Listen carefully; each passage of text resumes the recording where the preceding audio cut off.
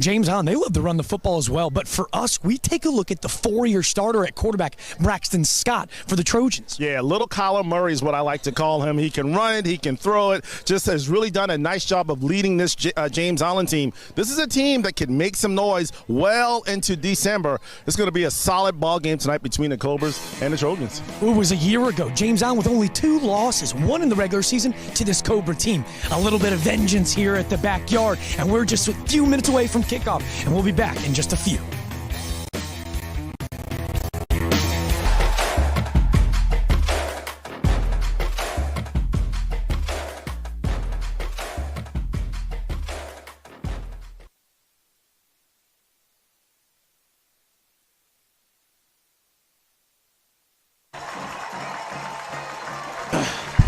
Mic check, 1, 2, 3. Mic check, 1, 2, and 3.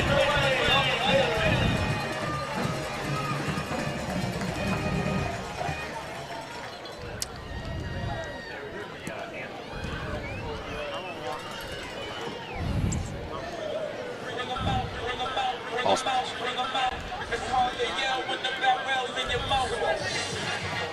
Sounds good. Keys before lineups. Cool. Let me ask you this, because I messed this up last week. Read all the names in the lineup? No, hit like 20. Exactly. Because remember, it's on the screens.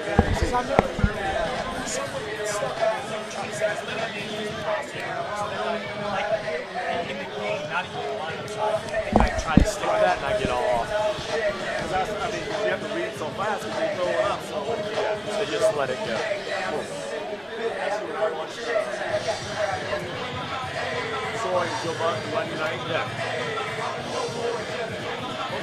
Yeah, starting to feel it. Yeah. Way more. Less is way more. I'm going to try and make it happen. I'm going slow-mo tonight. And maybe we can even treat the starting lineup as more player to watch. Like Exactly. And then we'll come back and hit the defense. Just happens so Or just talk about like the offensive line in general. So.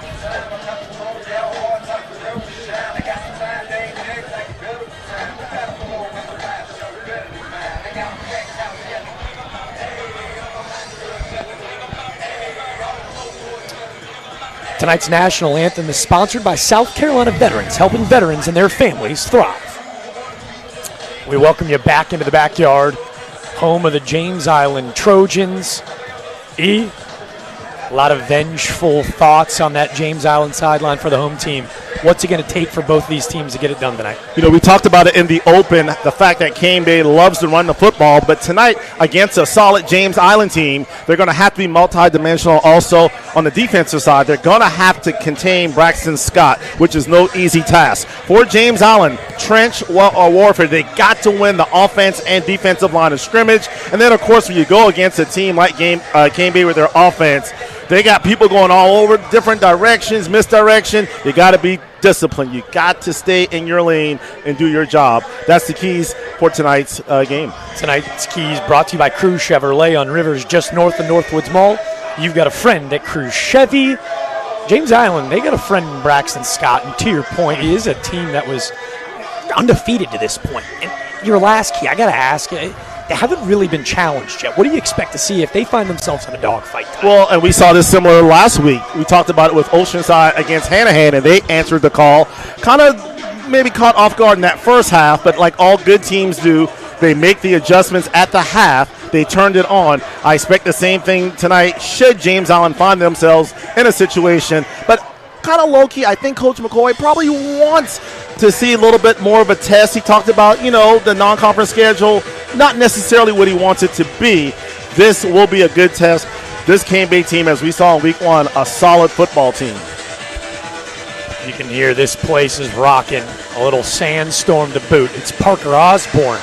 As foot meets leather, we're underway. A pooch spot, and it's a Montre Scott of the Trojans. He's an electric athlete. He'll be wrapped up and tackled at around the 35. That's where James Island will get things going tonight.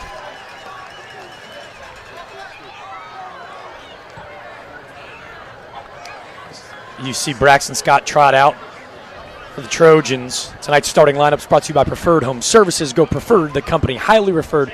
A lot of weapons on the outside. But 5 senior offensive linemen. This is a group that's it's really kind of crucial to the fabric of this offense, those guys up front. Well, I always say, I don't care how good your skill players are. If you don't have offensive linemen, it's all for naught. So, yeah, that's the key component for this James Allen offense success is the big guys up front. See Braxton Scott joined in the backfield by the big fella, Tank Scott. And Montre Scott, a whole lot of Scotts in this offense.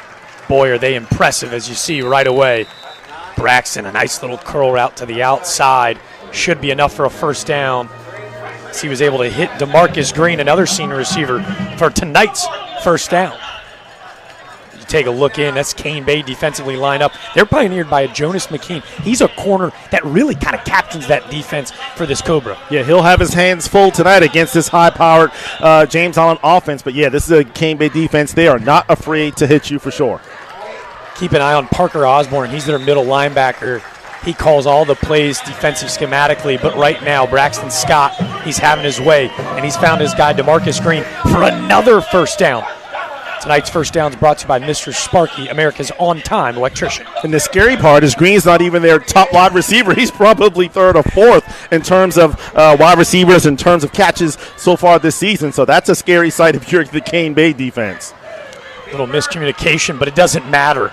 Braxton Scott bounces to the outside for about an 8-yard pickup. You can see, you called him Kyler Murray in our open, and he's kind of proving you right already. This James Allen offense averaging 306 total yards a game. Talk about balance, Jack. 168 yards on the ground they're averaging and 138 through the air passing. So it's almost as if pick your poison. Do you want to stop the run and give up the pass or vice versa? You have to love that balanced attack of James Allen. Well, I mean, too, this is an offense that loves to run the football. Braxton Scott, he's 70% passer completion percentage right now. Yeah, he's completing passes on the season coming into tonight. He was 26 of 37 for 521 yards and 6 touchdowns through the air. You go to Montre Scott. Looks like he's going to have enough for a first down. As a little bit of a Houdini blast through the gaps.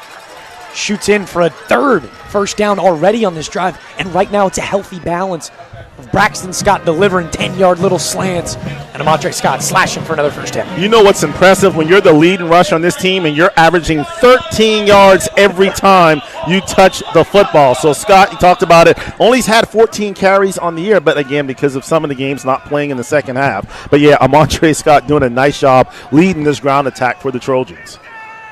He was the region player of the year last year, was Montre Scott. In the meantime, Braxton Scott kicks it to the outside. He's got nothing. Will wisely throw the ball away.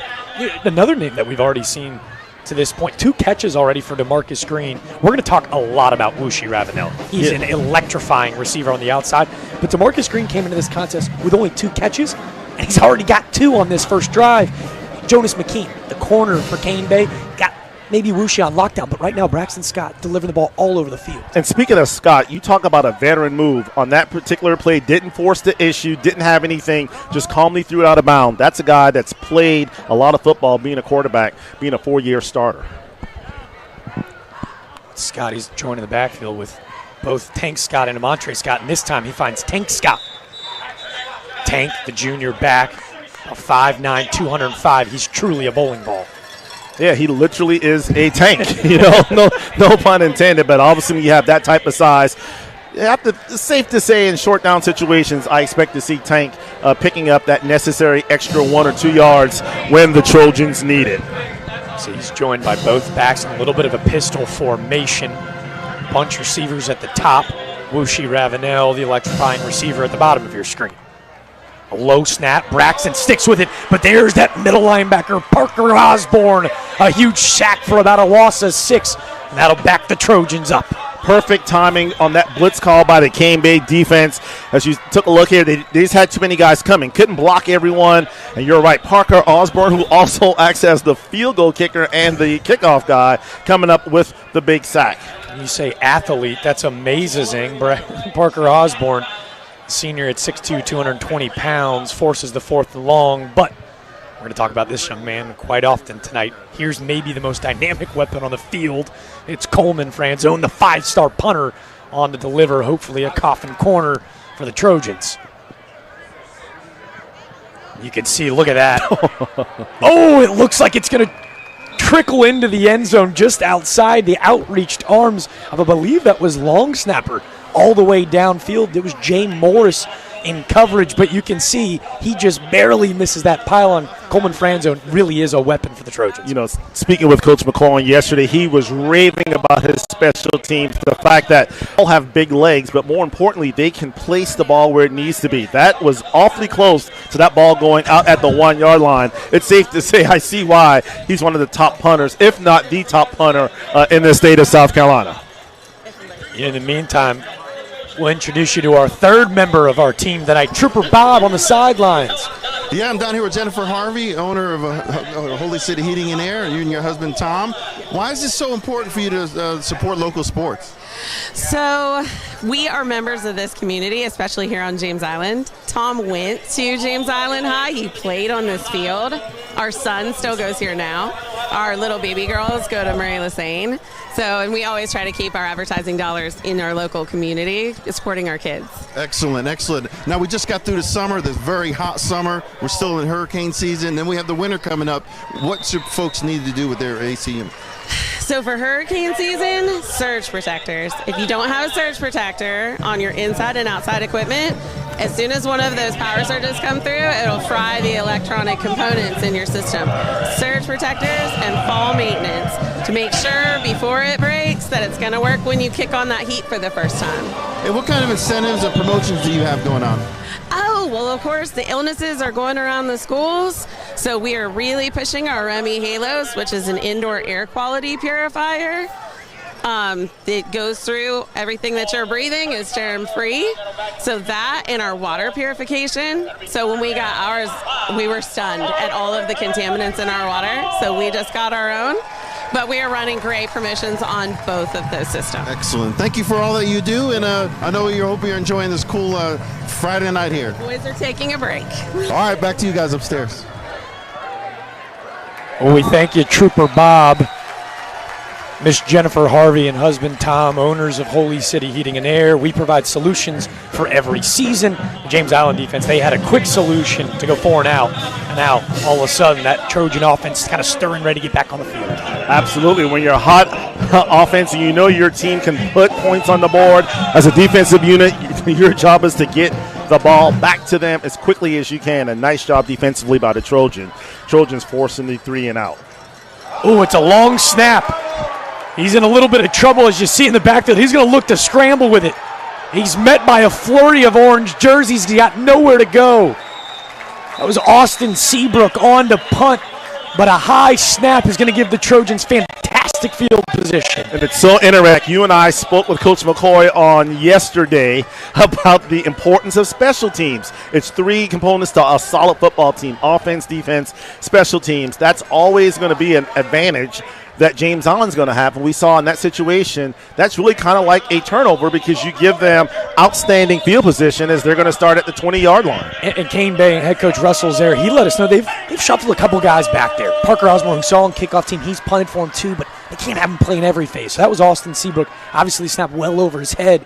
And Braxton Scott, this Trojan offense, has got nothing to complain about, as it's a Montre Scott on the handoff, but a better defensive play up front. You see number 31. That was DJ Cobbs. A great play in the backfield to stop Montre Scott before we could get going. And the one thing when you go up against a team like James Island, if you're Kane Bay, you don't want to keep your defense on the field too long. So whether it's, you got to pick up first downs defensively, it's just human nature. They're going to wear down, and you definitely don't want to give them a short field as they've done thus far. But this Kane Bay defense is going to try and keep the Trojans out of the end zone. Bend, don't break. Braxton Scott, a nice little out route to the corner. Well, that's the first we've said his name tonight, folks. That's Rushi Ravenel. Ravenel, who just recently picked up an offer, his first Division I offer from Western Kentucky. And as the night progresses, you'll see that there are a lot more offers coming for the young senior in just near time. Rushi Ravenel, an electrifying receiver on the outside. Yeah, that's his 12th catch of the year. Came in with 259 yards receiving, 4 touchdowns. But what's more impressive, Jack, the guy's averaging 24 yards a catch. So when he makes catches, it's usually big plays. That was a big catch for the Trojans. Mr. Sparky, first down, sends this Trojan offense bundling into the end zone. You see Braxton Scott lower the shoulder. We've got a penalty flag in the backfield, and it is going to be a hold. It looks like, before we shine some love on that Trident Technical College touchdown, it looks like it might be coming back. Yeah, and that's unfortunate because you have to think Scott probably would have scored even without the penalty. So it'll be 10 yards from where they threw the flag. It looks like they threw it about the 3. So instead of, as you mentioned, a touchdown, now it'll be first and goal from the 13-yard line. On the offense. Replay for. You see head official tonight, Tommy Brush. It's the first time we've seen that yellow hanky on the gridiron tonight, and it's a crucial one as it'll back the Trojans up to about the 11. He'll replay the down, it appears. They're still facing first and goal. All red zone plays tonight brought to you by the TEC Equipment Rental. Friendliest name in the equipment rental game. Can Braxton Scott repeat the magic as we're going to see our second yellow hanky? And I'm thinking, Jack, this must be like the NFL crew because we were joking with this crew before the game. We've had 4 Friday Night Rivals games, obviously presented by Preferred Home Services, and this is the 3rd time we've had this crew, so these guys are good. Obviously, Tommy Brush, John Peak, Jay Tayo, Hank Welch, Steve Brush. Good guys doing a good job here tonight. I was going to say, man, they got the primetime crew. We might as well start carpooling with them to games. Now, Jack, we did hear from Coach McCoy. Penalties was something that he definitely wanted to clean up. Here's another teachable moment when he pops the film in tomorrow. You can't have first and goal from the 4, and now all of a sudden you have first and goal from well past the 15-yard line. Scott's looking for a fade in the back of the end zone. It's Wooshie Ravenel. Look at him go up and high point it, but in coverage. That was our guy, Jonas McKean in coverage. McKean, a stud on the hardwood, but you can see he goes up. But Wooshie Ravenel, look at him go pinpoint this ball. Exactly. Pinpoint accuracy, just a little too long, put enough air under the football so it wasn't like necessarily a fastball, a line drive, and let your guy, let your playmaker go up and make a play. Great catch, just could not get that foot in bounds. I was going to say, good ball, too, from Scott, Yeah. just on that back pile, just better defense from Jonas McKean. Braxton now joining the backfield with junior Maxwell and Amontre Scott. Said, you want it? Nope, you take it. Scott, looks like it was going to be a loss about 3, shifty enough to just get back to the line of scrimmage. Now the Trojans facing about 3rd and 15. Yeah, I'm not sure if he was supposed to go left and went right or right and went left, but a little mix-up in the backfield, and wisely for that, James Allen, what you don't want to do is obviously put the ball on the ground. So we talked about it. Cane Bay defense, they're doing their job. If they can force a field goal attempt here, just keep them out of the end zone. You have to consider that a win if you're Coach Zaire and the Cobra football team. And it was the last drive on 3rd down. They kind of stunted a blitz on Parker Osborne, that Mike linebacker. Keep an eye on him as the Trojans. They need to get into the end zone as they're facing about 15 yards out. It's Maxwell, Scott in the backfield. Oh, and how about that? Jonas McKean jumps the slant, and he picks it off. He'll be tackled around the 7-yard line. Bend, don't break, E. This Cobra defense putting the team on their back. That one really didn't have an opportunity. As the Cobra faithful that made the trip down 26. Excited about that defense. You're right. Great job of reading the quarterback eyes. That time Scott didn't do a good job of looking his intended receiver off. 3 white jerseys there. Would have been tough to get that in. A big stop for Cane Bay. It was your second key, that Crew Chevrolet key of the game. Discipline. This, the last tune-up game, the last non-region matchup for James Island. 2 costly penalties to back him up behind the chains, 1 to keep him out of the end zone, and all of a sudden, Cane Bay's defense keeping him in this ball game. Nice tackle on the outside. That was DeMarcus Green wrapping up our player of the game, Deshaun Tompkins. Before we get things going, take a look at the Cane Bay offense. They're led by senior quarterback Mark Stewart, but this is a 3-headed running back by committee that you really were impressed with. Yeah, them and also Jaden Smith leading the charge up front. The big guy had an outstanding game against Buford in week 0 or week 1 of the high school football season, doing a nice job of opening up holes for Stewart and Tompkins. Guy you mentioned, how about Jaden Ferguson? Max squad of 570, that left side of the offensive line. for Cane Bay. They're starting to kind of pick up a couple offers. Andrew Tumbleston, the left tackle, all of a sudden he got an Erskine and Wingate offer. They're going to run behind that left side. And defensively, they look to slow him down. Talk about a guy picking up some offers. Jaden Whaley, the corner for James Allen, we'll talk about him. He's a stud in the backfield. And again, another guy that we mentioned, Amontre Scott in that secondary as well. This defensive unit has played 4 games. They've given up 7 points total for the whole season. They're shut out their last 3 opponents. This is a very fast and athletic defensive unit. Talk about fast and athletic. There's Bryson Johnson, the big 5'11", 195-pound back. He's a bruiser, the A-back. He piles forward for about a gain of 6. And it's going to be enough for the first down. And no misdirection that time, just hard running by the Cobras as Johnson able to run through some arm tackles and pick up a first down. And you got to think, this James Allen team averaging 48 points a game, Coach Zaire and that offense, they want to go on long, sustained drives, keep the ball out of the hands of the Trojan offense. Go back to Johnson. He's met up the middle by Hendricks Barron and Dalton Woodall. Dalton Woodall, the nose tackle, 6'4", 290 to plug up that defensive front. Yeah, and this Cane Bay team, they're trying to really establish that run up the middle. But the front, the big guys up front for James Allen, not allowing them to get going.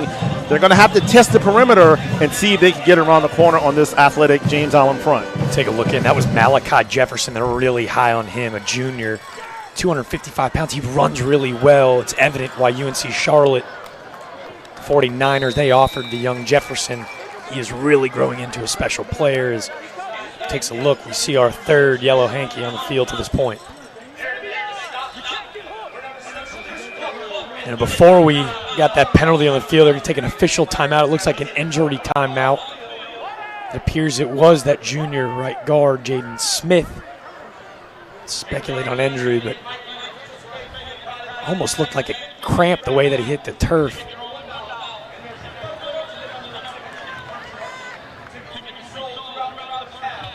Waiting for head official.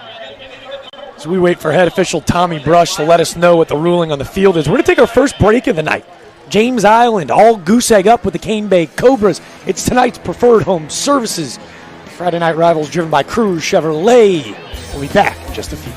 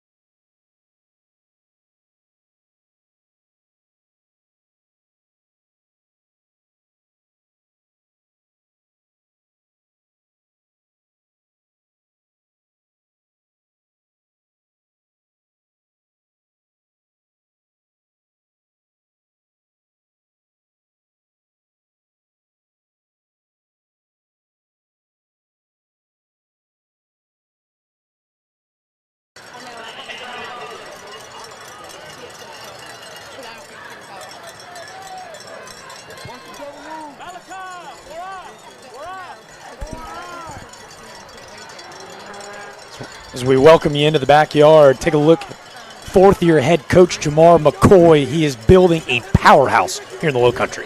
Yeah, it came from North Carolina. The culture, the community, everybody behind this team. What he's done in 4 short years is nothing short of remarkable. He has re-energized this James Allen football program. Built a culture, a standard of expectation to win. His defense, you can see his personality contagious. They play with that kind of energy. Stewart, a little bit of a mishandle on the pitch to the outside. I believe that was Deshaun Tompkins. The pitch behind him, he was able to do enough to just fall forward. Excuse me, that was number 7, Bryson Johnson. Before we went to break, it was a hold on the Cobras. I think it was on that left side. Don't want to speculate. They didn't really make it too clear, as you see a little bit of a mishandle on the pitch. And all of a sudden, a team that has to stay on time with the chains, they find themselves really 3rd to mile. Yeah, and this is the situation. As a running football team, you don't want to find yourself in when it's 3rd and long. So expect maybe just a safe run here to give them a little more room to get the punt off. So they bounce to the outside. This time it is Tompkins for about a gain of 3. Fired up on the outside as the talented Corden Jaden Whaley Whaley, a senior at 6'2", 190. He's really long for a corner on the outside. You can see really good in the run game as well. But that's what the Power 5 schools like. They love those long, lanky guys that can run. He absolutely fits. 6'2", 185. That's what the big boys like. He's got a chance to play at the next level. And with 2 picks already in the season, you know why North Carolina Central, Citadel, Lenore Ryan, Wofford, Howard, and Charleston Southern as well have all offered the young Whaley. Kind of all held our breath, but again, another muffed punt. This time they were at least able to get it away, was Austin Seabrook. But again, the Trojans with fantastic field position. Yeah, you're kind of playing with fire, but so far, as we've talked about, bend but don't break. We'll see what the Trojans can do on this upcoming possession. 2:06 left in the first quarter. We're going to take our final break of the quarter. James Allen K-Bay all knotted up at 0. It's Preferred Home Services, Friday Night Rivals, driven by Cruz. The Trojan offense looking to get things going.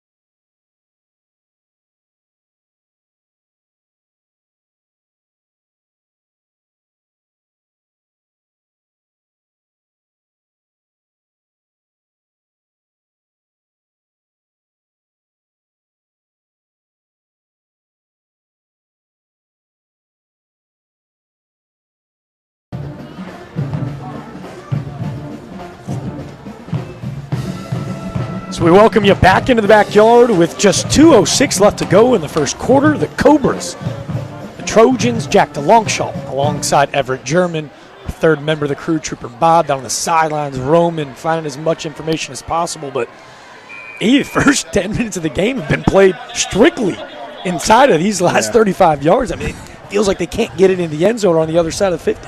They've been able to move the ball, just not able to capitalize and actually, put it in the end zone. They did score that one touchdown, but it was nullified by the penalty. So they're going to give it another shot here. But if you're Cane-Bay, this is not the area that you want to play the rest of the night in terms of being in your territory. We've seen a lot of Wushi Ravenel and DeMarcus Green on first down, making it a much more manageable second and short. As an offensive coordinator play calling, you get really creative in these second and short downs. Yeah, you can take a shot. Your defense is playing well. You're on this end. So, yeah, you absolutely can run it, throw it. You want to keep that defense on their heels. That were handed off to Tank Scott. Scott, as you mentioned, kind of the B-back in this group, averaging about 6.6 yards a carry. Gets about 2 there. Be about 2 yards short first down line of scrimmage in order to keep the drive rolling. You mentioned there's 3 Scotts. You got Amore, you got Amore, you got Braxton, and strange enough, as small as the community that James Allen is, none of them are related. They got to make some shirts, right? The family tree that doesn't connect. I mean, these guys so talented in the backfield. Everyone's going to be one to wear in a Scott jersey, and it'll go a couple different ways. This time, how about that carry? That was Junior Maxwell. You want to talk about handing the ball over to a bell cow in short yards downs? Look at Junior Maxwell. 6'2", 245. I mean, if you're a 5'8", 165-pound cornerback and you see Maxwell running at you, are you really going to go in and try to wrap up the big guy? I mean, he ran him over with ease. First down for the Trojans. Maxwell is averaging 5.3 yards a carry. He's got 4 touchdowns. That actually leads the backfield from a rushing standpoint. He's dangerous in those short yardage situations, and they go back to the ground. This time they go back to Tank Scott. You can see at front, Cane-Bay really holding up strong. We've seen a lot of Will Coker to Jay Eaton up front, but it's been DJ Cobb that's really made a difference rushing off the edge. Yeah, I'm pretty sure the defensive staff at Cane-Bay challenged this front 7 to hold their own, get some pressure on Braxton Scott, not let him get comfortable back there. So far, so good. through 12 minutes. Well, nobody's cracked into the end zone, but a whole lot going on. We're going to take our break here to end the corner. For the first time tonight, we're going to the other side of the 50. It's James Island 0, King Bay 0. Preferred Home Services, Friday Night Rivals, driven by Crew Chevrolet. Just a few minutes away from the second quarter.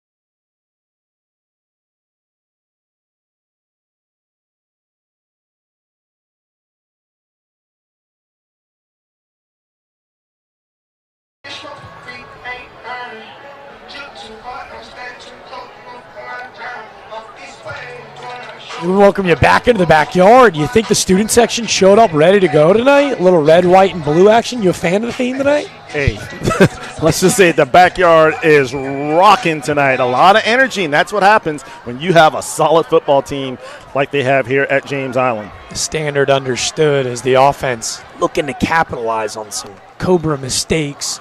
They hand it back off to Tank Scott. Nice run to the outside. He shows you the shifty ability and the ability to run somebody over.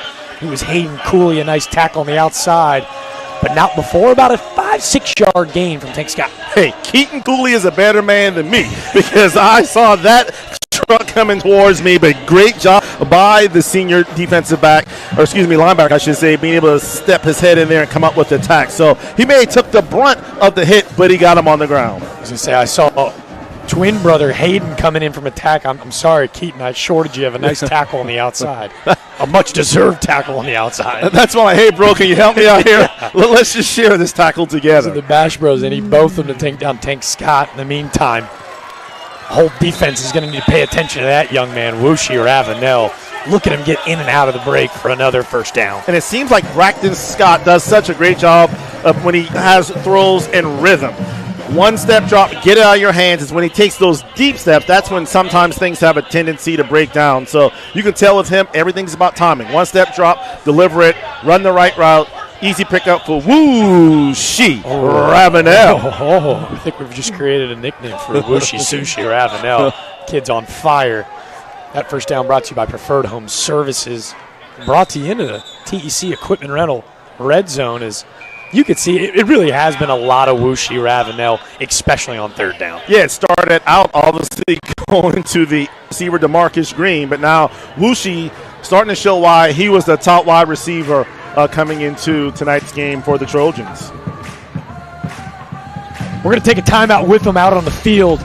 James Island, they're approaching that end zone. Can they finally get in? Stay tuned. It's Preferred Home Services, Friday Night Rivals, driven by Crew Chevrolet. Don't go anywhere.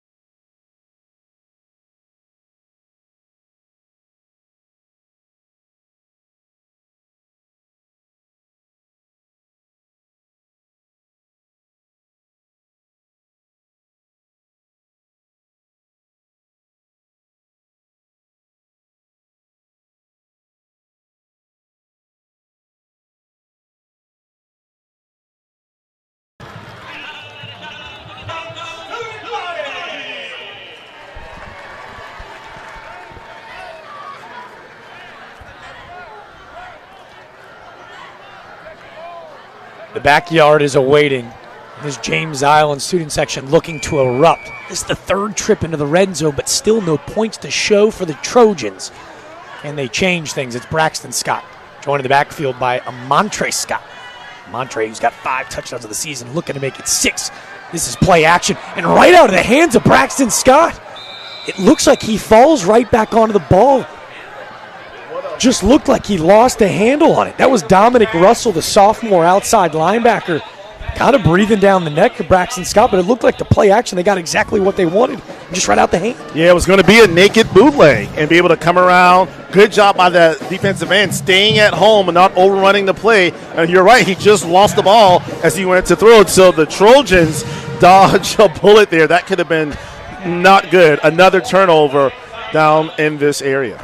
2 downs a play. That's going to be a play that they can hopefully erase off the huddle film as the 4-year starting quarterback for the Trojans, Braxton Scott, gets back under center, and he goes to junior Maxwell.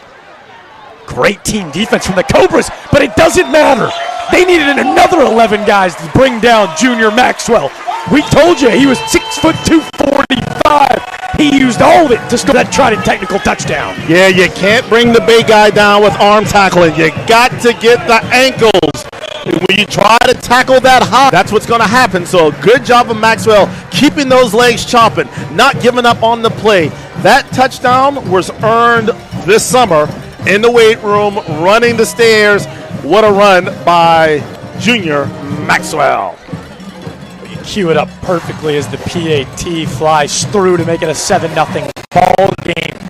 Junior Maxwell, squat of 525.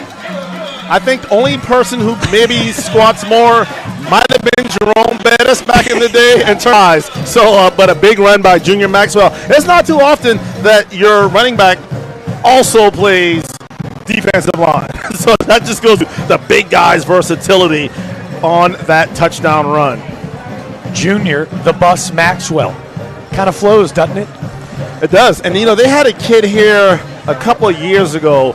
Was it Tank Bryant? They called him the bus. They call him the bus, exactly. The bus. There's something about James Allen. There's something in the water over here. The running back's just so big and physical. That was a tough run. Refused to go down on that initial contact. That young man definitely deserved that touchdown. I got to give credit where credit's due. I told you a 525 max squat. That was at the end of his sophomore year. So now as a senior, I can't even imagine what that number has skyrocketed up to. But junior Maxwell, his 5th touchdown on the season. I mean, seriously, 3 running backs, Montre Scott, Tank Scott, and junior Maxwell, kind of the afterthought guy, just in the sense that he's such a big body. How do you account for it? You really can't. And I don't know about you, but I just love that the big guys are now wearing like 0 and 18. I mean, it makes them look like slimmer and quicker and fast. So, you know, there are not many defensive linemen wear 18, but when you're a tough running back, as Maxwell is, you can wear whatever number you want when you run the football like that.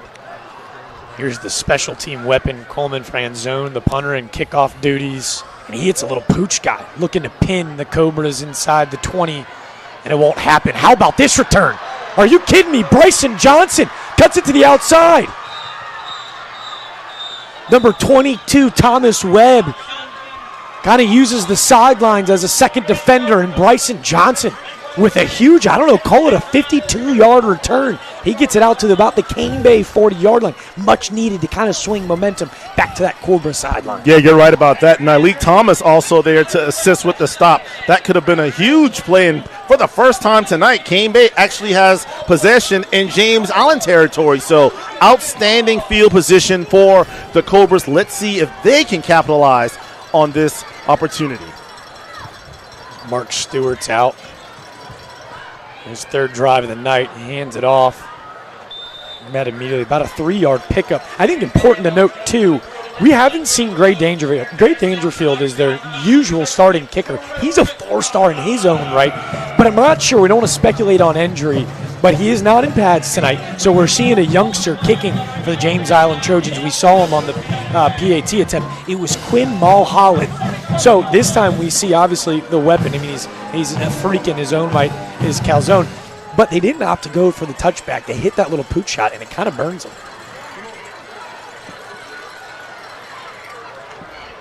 This time Stewart hands it back off to the middle of the field. That time it was Tyler Myers, I believe, the young sophomore running back, just a sophomore, but 6 foot, 210 pounds. And in the meantime, we're going to kick it down to the sidelines to our third member, Trooper Bob. He's with Principal Tim Thorne of James Island for the check presentation. That's right. I'm here with Principal Timothy Thorne, James Island Charter High School. $500. How will this money help the school? We're going to put this right into our student activity account, which promotes school service projects throughout the school. Excellent. Excellent. You heard it. Just send it back to you guys upstairs. That check presentation was brought to you by the Thumbs Up Guys, your personal injury attorneys at Miller, Dawson, Siegel, and Ward, winning cases and winning your trust. We appreciate you, Trooper Bob. In the meantime, a huge stop on third down from the Trojans. Yeah, Chris Glover, the leading tackler for this Trojan defensive unit, coming up with a big stop on the quarterback, Mark Stewart, not allowing him to pick up that first down as he slings him to the ground. And once again, the punt team on the field for the Cobras. 4th and 5, and it's going to be Austin Seabrook looking to punt it away for the Cobras. I think we'll kick it back down to Trooper Bob, where tonight's sponsored by Preferred Home Services. Trooper Bob, what you got? We're Principal Thorne again. We started school last month, several weeks into the new school year. What are some of the exciting things that you're doing here at James Island Charter High School? Sure. Well, this is year 2 of our new career center. It was built last year. The whole project was $25 million. So we got building construction management, culinary, engineering, information technology, and health science. And all those programs, you usually say, if you build it, they will come. And they're expanding and they're growing. And our kids are excelling because of that. So thank you to Charleston County to have this top-notch facility. And our kids can benefit from that. When I was a young trooper, I used to come here and talk to the students about prom promise too. So good things going on here at James Island. Thank you for all that you and your staff do, and best of luck in the coming school year. Thank you. Appreciate it. Yes, sir. Well, we appreciate you, Principal Thorne, as his defense looking for a huge 4th and 5 stop as Kane Bay going to drop back to pass, the first time we've seen of Stewart, and he's got an open man downfield. It's the junior, Cameron Smalls, the first pass attempt we've seen of the night. Just the 4th completion of the season for Mark Stewart, and it's a big one. Yeah, it's that wheel route out of the backfield. Someone forgot to pick him up, and as you see, he just runs straight to the flats. Stewart able to lay it out there for him. You don't want to overthrow him. You don't want to, obviously throw the fastball. Give him a catchable pass. That's what Stewart did. What a big throw on 4th down to keep this drive alive. Well, they called a timeout, and initially it was the punt team out. Coach Zaire opts to send the offense back out on 4th and 6, and it's a huge play to continue the drive. Stewart looking for a man. He's met by a flurry of blue helmets. But in the meantime, I'd be remiss to mention, we talked with Principal Thorne, Trooper Bob did. Got to make note, Preferred Home Services and News 4 are proud to present those checks each week to participating home schools. It is that host school grant for $500. This grant provides each school with extra funding to help make their school just that much more great. Over the past 13 seasons, Friday Night Rivals and our sponsors have donated close to over $140,000 to low-country students and schools. Truly incredible things being done by Preferred Home Services. Back to action. They hand it off to the load again. Tyler Myers. Rumbling, stumbling, bumbling for about a game of 5, but just a sophomore. He's tough to take down. Yeah, we got some big body running backs on both of these teams, guys that definitely do a great job of keeping that interior, that defense honest. And when you can establish that in the middle, good things are going to happen. So a good run by Myers. And once again, 3rd down. You have to figure this probably is 2-down territory for Kane Bay. Stewart, Tompkins in action. They go back to, and that ball's loose. It's going to be pounced on by number 8, Malachi Jefferson. A little bit of a mishandoff between Tyler Myers and Mark Stewart. And again, unable to capitalize in the red zone, really on both sides. And this time, Malachi Jefferson able to jump on the loose ball. Again, it's people going unblocked. Coach McCoy talked about having to win the trenches, and that defensive line right now getting the best of the Kane Bay offensive line. Just a missed assignment there, and boy, was that huge as it negates what was a solid drive for Kane Bay. Now, James Island takes over, and if it's me and I'm the offensive coordinator, I'm going deep on the first pass. You got them on their heels. Give it a shot, see if you can catch them sleeping, and look out for my man, Shea Ravenel. I'm going to be dreaming about you saying that. Braxton Scott backs into coverage, and he is met by Parker Osborne. Osborne's been all over the field tonight. That's his 3rd tackle. He spears Braxton Scott. That's just a football player. Parker Osborne never leaves the field. Special teams, defense, middle linebacker, just a smart guy, high football IQ. May not necessarily be the quickest, but he knows where to be. So he's going to beat you to where you are. That was a big hit by number 46, Parker Osborne. He's a former soccer guy. I mean, the endurance through the charts. He's 6'2", 220. That's like too big to be a soccer player, right? No, I think he's probably going to win most face-offs. He's going to win it every time. Yeah, I wouldn't want to meet that guy on the pitch, but in the meantime, I wouldn't want to meet this guy on the gridiron. Look at him stumbling forward. You talk about big backs just running over people. Maybe none as big as this guy. We've seen him bundling into the end zone. That's Junior Maxwell for about a 16-yard gain. Junior just doing junior things, and that's another solid run. And before my phone blows up, yes, face-offs are only in hockey. All right, so he's going to win. Parker Osborne's going to win most balls. Okay, yeah. If there's a loose ball, I'm going to put my money on Parker Osborne. If we're going with soccer IQ, you and we're going to be at the bottom of the totem pole. Absolutely. We'll just put that out there. There's a reason we're out here on the gridiron. There's a reason that these guys in orange are really excited and have lofty expectations for this bunch. As James Island, just 2 losses a year ago. Braxton Scott goes and finds your boy Wu Shi on the outside for about that's DeMarcus Green, his 3rd catch of the night. And what a game last year. Cane Bay actually led by 14 on 2 separate occasions. Check that. James Island led by 14 on 2 separate occasions before Cane Bay came back and won what was a very exciting football game. So, yeah, Cane Bay kind of feels like they have James Island number. I don't think James Island's ever beaten Cane Bay. Opportunity came. James Island liking their chances this year. Just like Coach McCoy told us, 0-5 all time. Last year was a field goal as time expired. As you can see, look at this Braxton Scott Houdini act. Are you kidding me? It looked like it was going to be a sack, a loss of about 6, and Braxton Scott turns it into about a gain of 36. Now you see me. Now you don't. And that's why I call him high school version of Kyler Murray. That should have been a big-time sack by Cane Bay. As you see here, he comes unblocked. He spins out of that tackle. Then he splits the 2 guys coming. Makes that guy miss. Makes that guy miss. This is what you don't want to see is him on the loose in open field. What a run by the senior quarterback, Braxton Kyler Murray Scott. Parker Osborne was gunning down for his 2nd sack of the night. Braxton Scott thought otherwise. Scott came into this one, 16 carries for about 107 yards. That one will surely help that category as they go back to the ground. It's Tank Scott. All of a sudden, this James Island offensive 5 up front starting to create some serious holes for those talented backs. And if you're that coaching staff for Cane Bay, your guys are in position to make the play. They're just not wrapping up and finishing the play. So, yeah, you're happy they're where they're supposed to be, but your message at half has to be, guys, we got to get these guys on the ground. Just finish the play. Just hold on until your teammates can help you. But Cane Bay trying to just hold on and keep them off the scoreboard here over the last 4.5 minutes. Scott joining the backfield with Tank Scott. They go right back to him this time. Cane Bay had 5 or 6 guys waiting in those A-gaps. Scott just barely gets back to the line of scrimmage. And the good thing about Cane Bay is, you know what? We've been here before. Week 1, really lost the first half to Buford, came back in the second half and made that adjustment. So if you're Russell Zaire, you're the Cobras right now, you got 4:15 left on this clock running. Worst case scenario, you obviously want to keep them out of the end zone, maybe force them into a field goal situation, but just not give up another touchdown here before the half. Just about 4:05 left in the second quarter. You can see before your starting quarterback kind of lost concentration on that play clock as it was dwindling down, and Coach McCoy opts for a timeout before the delay. And we're going to take a timeout with them. James Island, they're encroaching on that TEC equipment rental red zone. And when we come back, they'll look to punch it in, give them a 2-score lead as it's James Island 7, Cane Bay nothing. It's Preferred Home Services. Friday Night Rivals, driven by Cruz Chevrolet.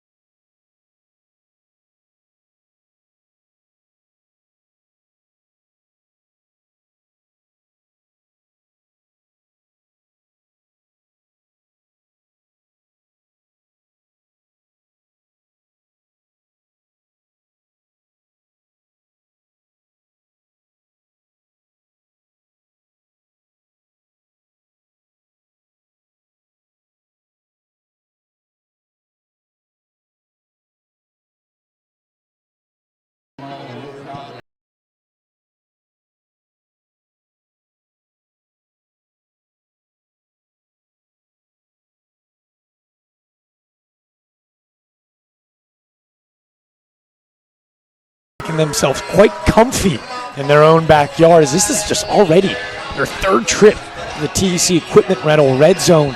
But he just haven't been able to capitalize, but you've seen them look a little bit different here in the second quarter. Yeah, the stats look good, but the only stat that really matters is the scoreboard. So, yes, they are winning 7-0 and trying to add here, as you see there in the TEC Equipment Rental Red Zone, but you have to be able to finish these drives off and reward yourself for your hard work of getting the ball down here. So, 2nd down and 10 coming up for the Trojans. Who's going to win this battle here between the offense and the defense of Cane Bay?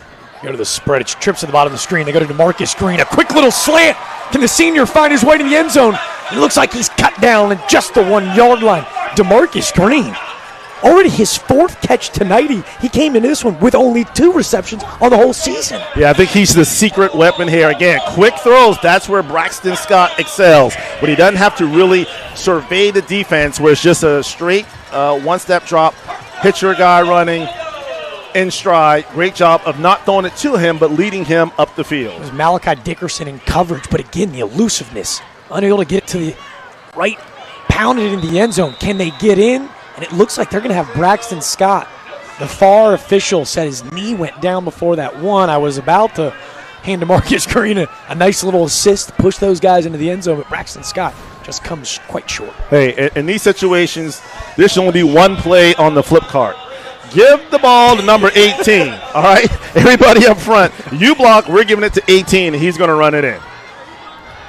Well, he's tied for the lead in touchdowns with Amontre Scott with 5. They don't go to Junior Maxwell, and as we waited for a signal, and it looks like they're going to say he was down again. How about the defensive stand for the Cobras is Braxton Scott? Give it up to the Cane Bay Cobra defensive front. Their pads are lower than the pads of the offensive line. They're winning the line of scrimmage right now. That's 2 plays, and it looks like we're going to have a timeout. You got to tip your cap to this Cane Bay defense. Scott's kind of shocked. I think he thought he got in. It was the big fella. He's obviously so many bodies down there. TJ Eaton, I've already said his name once tonight. 6 feet tall, 270 pounds. His ability to really create some push against that offensive front from James Island has been a difference maker. And James Island, they kind of have to be careful because it's been, on both plays, Maxwell has been leaning forward a little early. You got to watch out for the legal procedure because he's trying to kind of get that momentum to push Braxton Scott into the end zone. So you don't want to be called for a legal shift. So they got to make sure they're very patient in this situation. Something really interesting to note, you see trotting out there for James Island. That's Malachi Jefferson actually on the block. They've got him at that left end tight end spot. So you got dual tight ends at the bottom screen. You got your defensive end just stud in Malachi on the left side. And it's the big fella joining the backfield. It's Junior Maxwell. Let's see if they go back to the sneak. Never in question. Junior Maxwell, 240 pounds, just powers his way in for a Trident technical touchdown, his 2nd of the night. The big fellow able to take it over to the right side as a head coach that challenge your lineman. Guys, we got to win this line of scrimmage. Get your pads low, fire off the ball. We're giving it to the big guy, 18, and he's going to stumble into the end zone, the 2nd of the night for Maxwell. It was that pulling tackle, Magnum Chestnut, that kind of helped him lead the way. That's his 6th touchdown in the season. That leads the Trojan offense. Junior Maxwell. Talk about hidden weapons. It's tough not to see him. But of all the hype kind of built up around these dudes, it's been Junior Maxwell that's really carried them into the end zone this season. Well, he came into tonight's contest averaging about 5 yards a carry himself. And so to be able to, he definitely is the short distance guy because of just his size and his ability to get those pads in front of him and run behind his pads. So, when you have that weapon in short down situations, just give it to 18 and let him do what he does best. Take a look out on the field. Great Dangerfield, the 4-star kicker for James Island, scratched tonight. So this is going to be the youngster, Quinn Mulholland. He's the next man up on to complete the PAT. And after the false start, he was looking at about a 30-yarder. No worries. Holland's got a boot as well.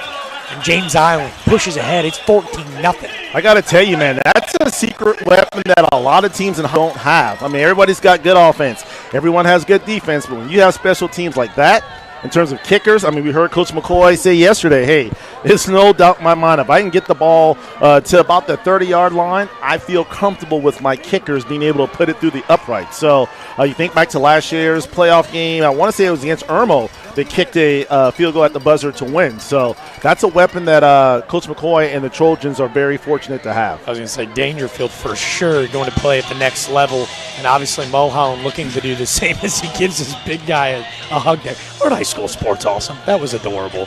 We love the Mulholland junior little hug on the sidelines. Couldn't be two totally different body types, but hey, it gets done.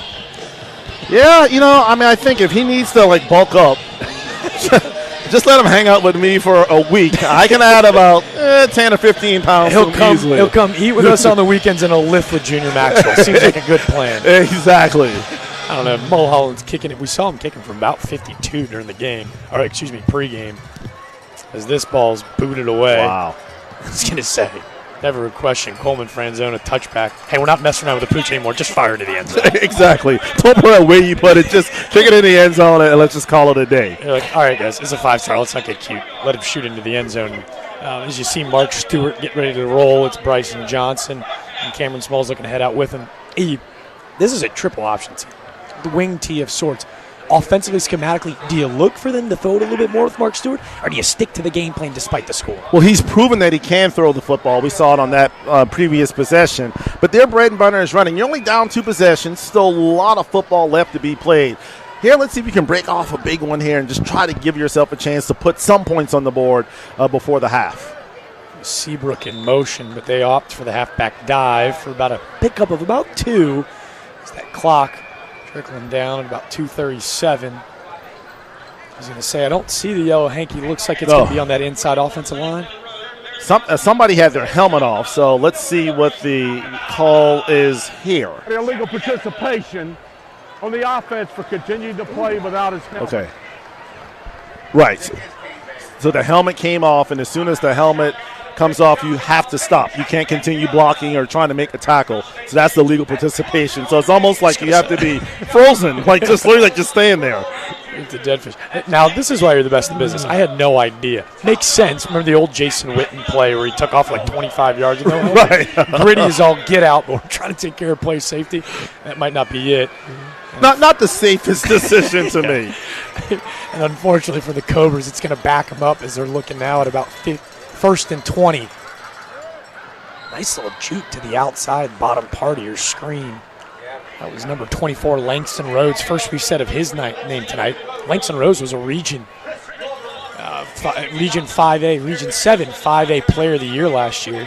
And I'm telling you, Jack, if Rhodes could have been able to turn that corner, that would have been a big gain. That was a big tackle there by that James Holland defense. I was going to say, you can see Coach McCoy, he's the last bit comfortable with this 14-point lead, especially when you've got those dynamic backs just itching to break one loose. This time they kick to the outside. They go back to Bryson Johnson, and this time, how about the containment on the outside? It's a huge play by Jaden Whaley, the senior, looking to play some Division I football last year. Does a great job of setting the edge. Hey, we can't slight our guy Hendricks Beran. I mean, he was there as well, number 45 for James Island as the Trojans take a timeout. Good job of kind of disrupting that play in the backfield. And boy, if I was with this James Island defense, we talked about it, Jack. They've only given up 7 points all season. They're coming off of 3 consecutive shutouts. They beat Stahl 51-0, First Baptist 64-0, and BE 49-0. And we found out the leader of this defense, Coach Blades. That name kind of sounds familiar. Well, his dad's Benny Blades that played at the University of Miami. Coach Blades played collegiately at Pittsburgh and then played for 5 years for Washington, well, now the Commanders. But, yeah, if anybody knows defense, I think it's Coach Blades. I was going to say, in such a dynamic duo, the IQ on that sideline may be next to none in the entire low country. When you talk about Coach Blades, his ability to play at the Big East ACC level, obviously in the NFL for 5-6 years, when you kind of got a group that is able to buy in not only with philosophy but scheme as well, all of a sudden as a defense you can become wildly dangerous. Well, and as a player, if I think you're going to listen to a guy that played at the highest level, played in the NFL, whatever he says goes. 3rd and long, Cane Bay. They hand it off to Seabrook in the backfield, and he just barely gets back to the line of scrimmage. James Island, that timeout pays dividends. They're going to call another timeout. They are not okay with a 14-point lead. Coach McCoy looking to put it on the Cobras for the half. Well, you think about the struggles that Cane Bay has had on their special teams. It's smart. So if you can get the ball in great field position, 1:35, the way that Braxton Scott throws the football, the way that Wushi Ravenel and DeMarcus Green catch the football, yeah, why not if you can add another 6 right before the half? Yeah, I got to ask you this, too. The one interception, really the one flaw we saw out of Braxton Scott in this first half. As you see assistant coach Blades firing up the troops on the defense this time. I think the special teams, do you send them after this punting? Do you go try to block one, or do you just play conservative? No, I think you just play conservative because, well, we've seen they may snap it over the head. Anything can happen. So you don't want to take the risk of being too aggressive and getting a running or rushing into the or roughing the punter here. So, again, you see you got your guy, Wushi Ravenel, standing a little over the 50-yard line. Get a nice return. He's joined back there with DeMarcus Green. Green's going to be the short man, Ravenel the long man. I just saw the passion from Coach Blades and Coach McCoy. I was like, it looks like they're going to try to go get him. As Seabrook, the punter, his heels in the end zone, looking to fire away, hopefully his best punt of the night to flip the field for the Cobras. This an end over, and it really is. DeMarcus Green there to catch. He cuts it back upfield. He breaks a tackle and bounces it to the outside. DeMarcus Green looking for his 2nd touchdown of the night, and he'll deliver. DeMarcus Green entered tonight with no tutties, and he's got 2 in just the first half.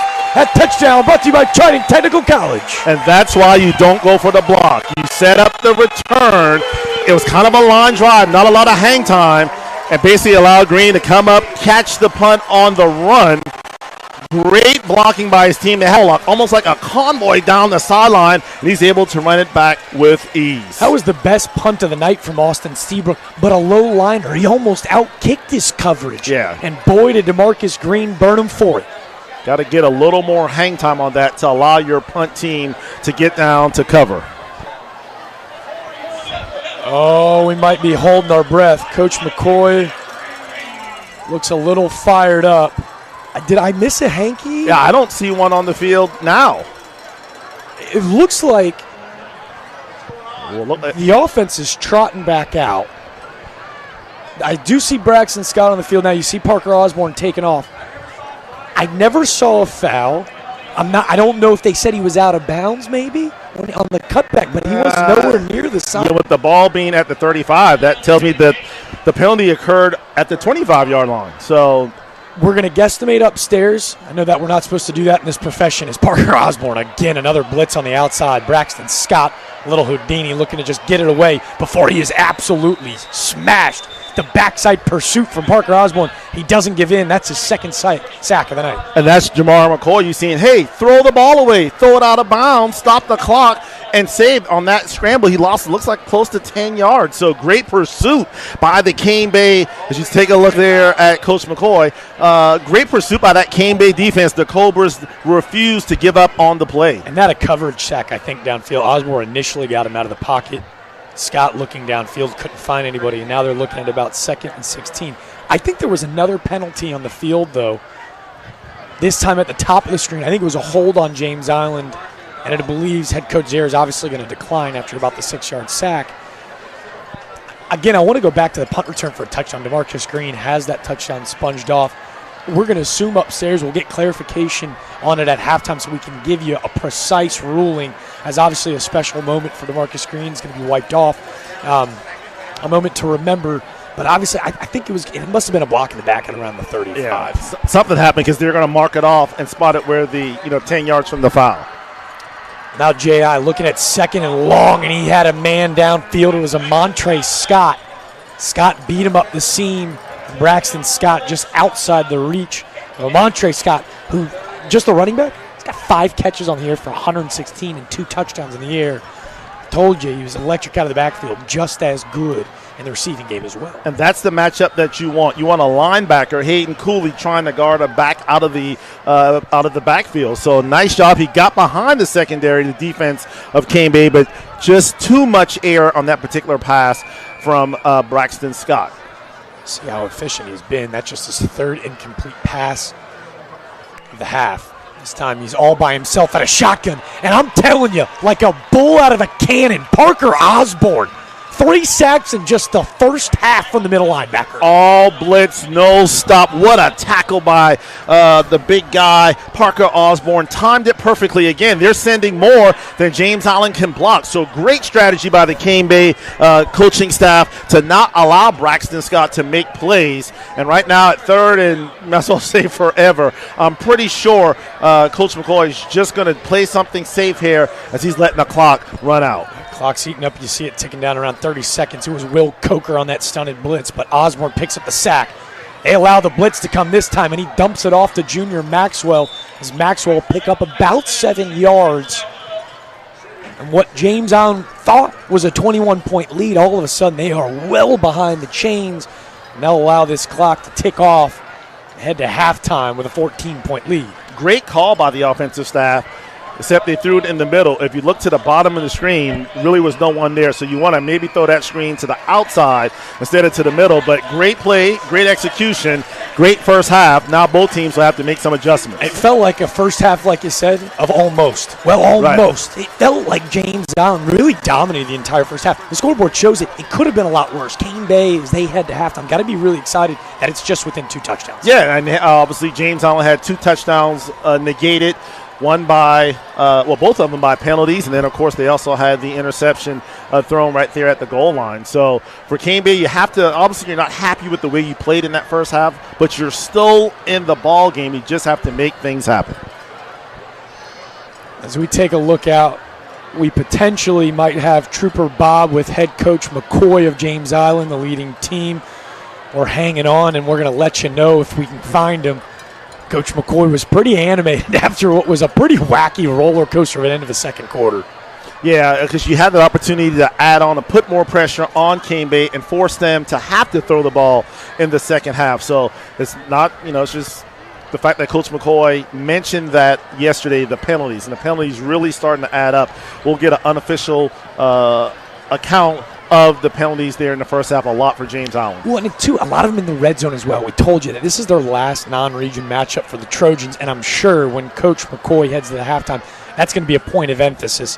And we're going to get ready to send it down to our third member of the team, Trooper Bob, as Trooper Bob is with head coach McCoy.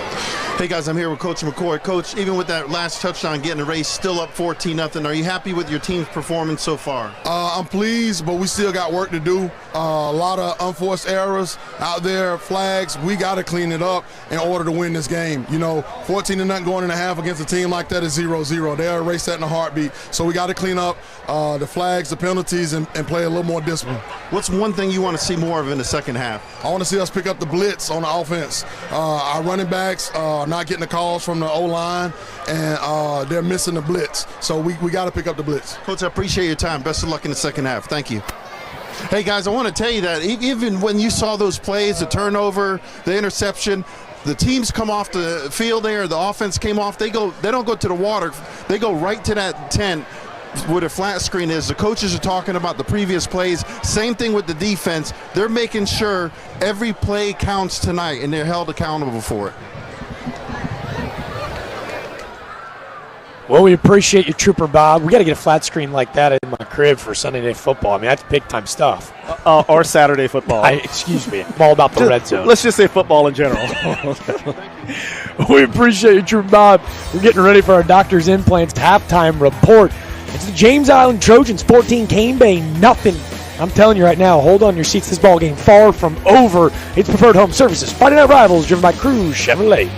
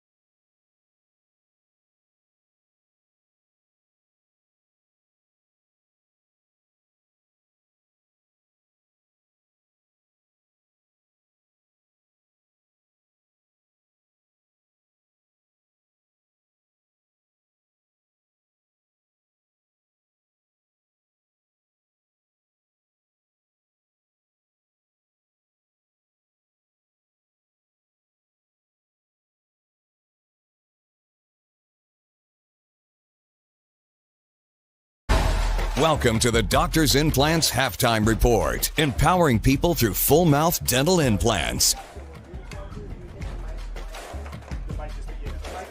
Each week, the Thumbs Up guys are proud to highlight a scholar athlete from each participating school. The students selected will have an opportunity to win a $5,000 scholarship at the end of the season. Tonight's scholar athletes are, first, from Cane Bay High School, it's Miss Haley Jones. Haley Jones boasting a 5.233 GPA. A member of the cross-country team for the last 2 years. She's lettered for 4 years in cross-country and 3 in track as well. In the community, Haley's a youth leader for her church, coaches gymnastic classes at the Goose Creek Rec Department, and also babysits in her community as well. Kudos to you, Haley Jones. And for James Island, we take a look in at Hannah Vroon. Miss Hannah Vroon, you can see that GPA, a 4.421 GPA. She's the 2022 Gatorade Player of the Year in the state of South Carolina when it came to cross country. In 2020 and 2021, she was a 4A cross-country state champion, the fastest time of all the girls in all classes at the 2020 and 2021 cross-country state championships. 4x800 and 1600 state champion. In 2023, she was also a region MVP track and field participant. Miss Hannah Vroon, an absolute superstar. We give a huge shout out to the Thumbs Up guys as they have absolutely changing student athletes' lives across the low country. Congratulations to Hannah Vroon and Miss Haley Jones. We are talking scholar athletes right now. 2 of the 4 Thumbs Up guys are here, Brandon and Jeff, and you guys are presenting this scholarship this year. How special is it to you to be able to kind of give back to the community like this? Yeah, it's one of the pillars of our law firm is being able to give back to the community. So being able to do that while also sponsoring kids that are great on the field and in the classroom is even more fun. Jeff, you were a guy who played high school football. Brandon, you played high school football. How special is it just to kind of relive those Friday nights in your head, the fabric of the community, if you will? Oh yeah, it's great. I distinctly remember, the smell of the grass, playing under the lights. I remember Dave Plata in Columbus, where I'm from. He covered high school sports. So at that time, how important it is and how it resonates. And you don't forget it. So it's always great to give back and, help continue that along. And final question for you. When you look back at this whole season and look back at all that these kids have gone through over their careers, how special is it to know that you're going to help them in their future? Well, yeah, at the end of the day, most of these kids probably aren't going on to D1 or, professional sports. So if we can help them go get that academic degree, that's going to carry them into the future. That's so awesome to us. And we do hope that a lot of them make it into the professional sports. But the ability to be able to give back and help them academically is super important, as we all know. Awesome. Brandon and Jeff, 2 of the 4 Thumbs Up guys presenting this year's Scholar Athletes. We'll be right back with more from the Doctor's Implants Halftime Report.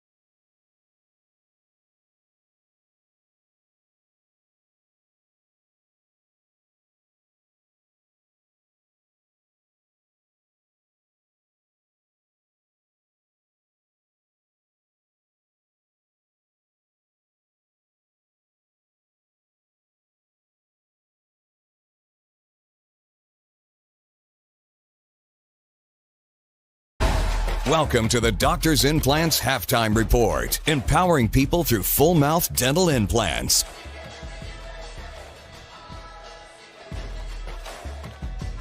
Hey fans, during halftime tonight, we're giving you the opportunity of a lifetime to vote for tonight's Delta Force All-Stars Cheer of the Game. Log on to abcnews4.com/poll and vote for either tonight's cheer squads. We've obviously got Cane Bay and the Cobras, the James Island Trojans. Go cast a vote for the Delta Force All-Stars Cheer of the Game. We'll show you the results later on in the fourth quarter, but in the meantime, we'll take a look at the Cobras and the Trojans cheer squad.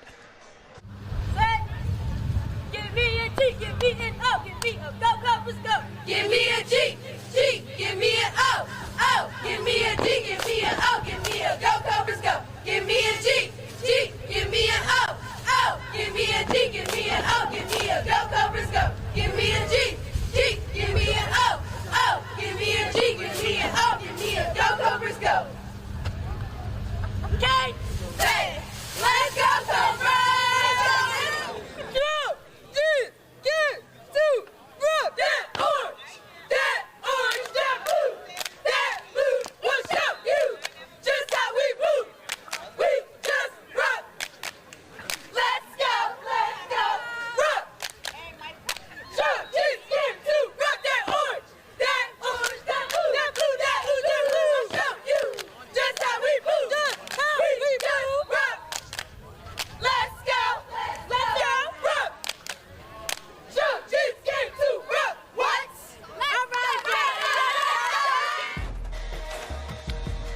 All right, you've seen both squads. You get to be the judge at home, but we're going to take our final break before we resume play in the second half. We'll be right back with more from the Doctors Implants Halftime Report.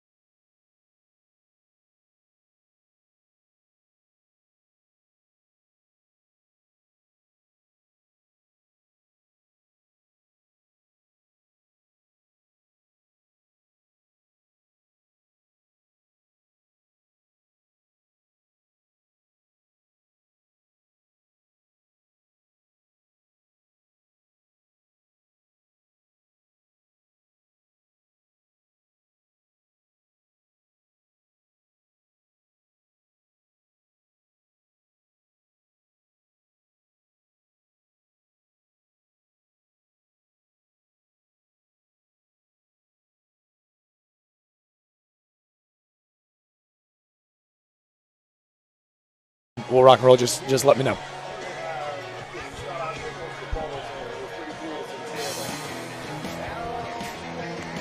We welcome you back into the backyard. It was really kind of a dominant Trojan first half as you take a look at the first half stats, but just a 2-touchdown lead. What stood out to you in that first half that was pretty wacky? I'm just surprised that they only had 2 penalties in that first half for James Island, because it seems like they had a whole lot more, but for them, it was just that balanced attack. As you can see, 77 yards rushing, 71 yards through the air. So whenever you have that type of balanced attack, you don't know what's coming, whether it be the pass or the run. That bodes well for this football team. For Cane Bay, you mentioned it, only 2 first downs. Not a lot of offense, but still they have a fighting chance as they're just down 2 possessions. certainly more penalties, but a lot of them declined because of either a resulting sack or obviously the devastating punt return touchdown that was called off of the board. But that possession time, 16 minutes to just 4 for Cane Bay, that was the story of the first half. James Island commanded the ball game.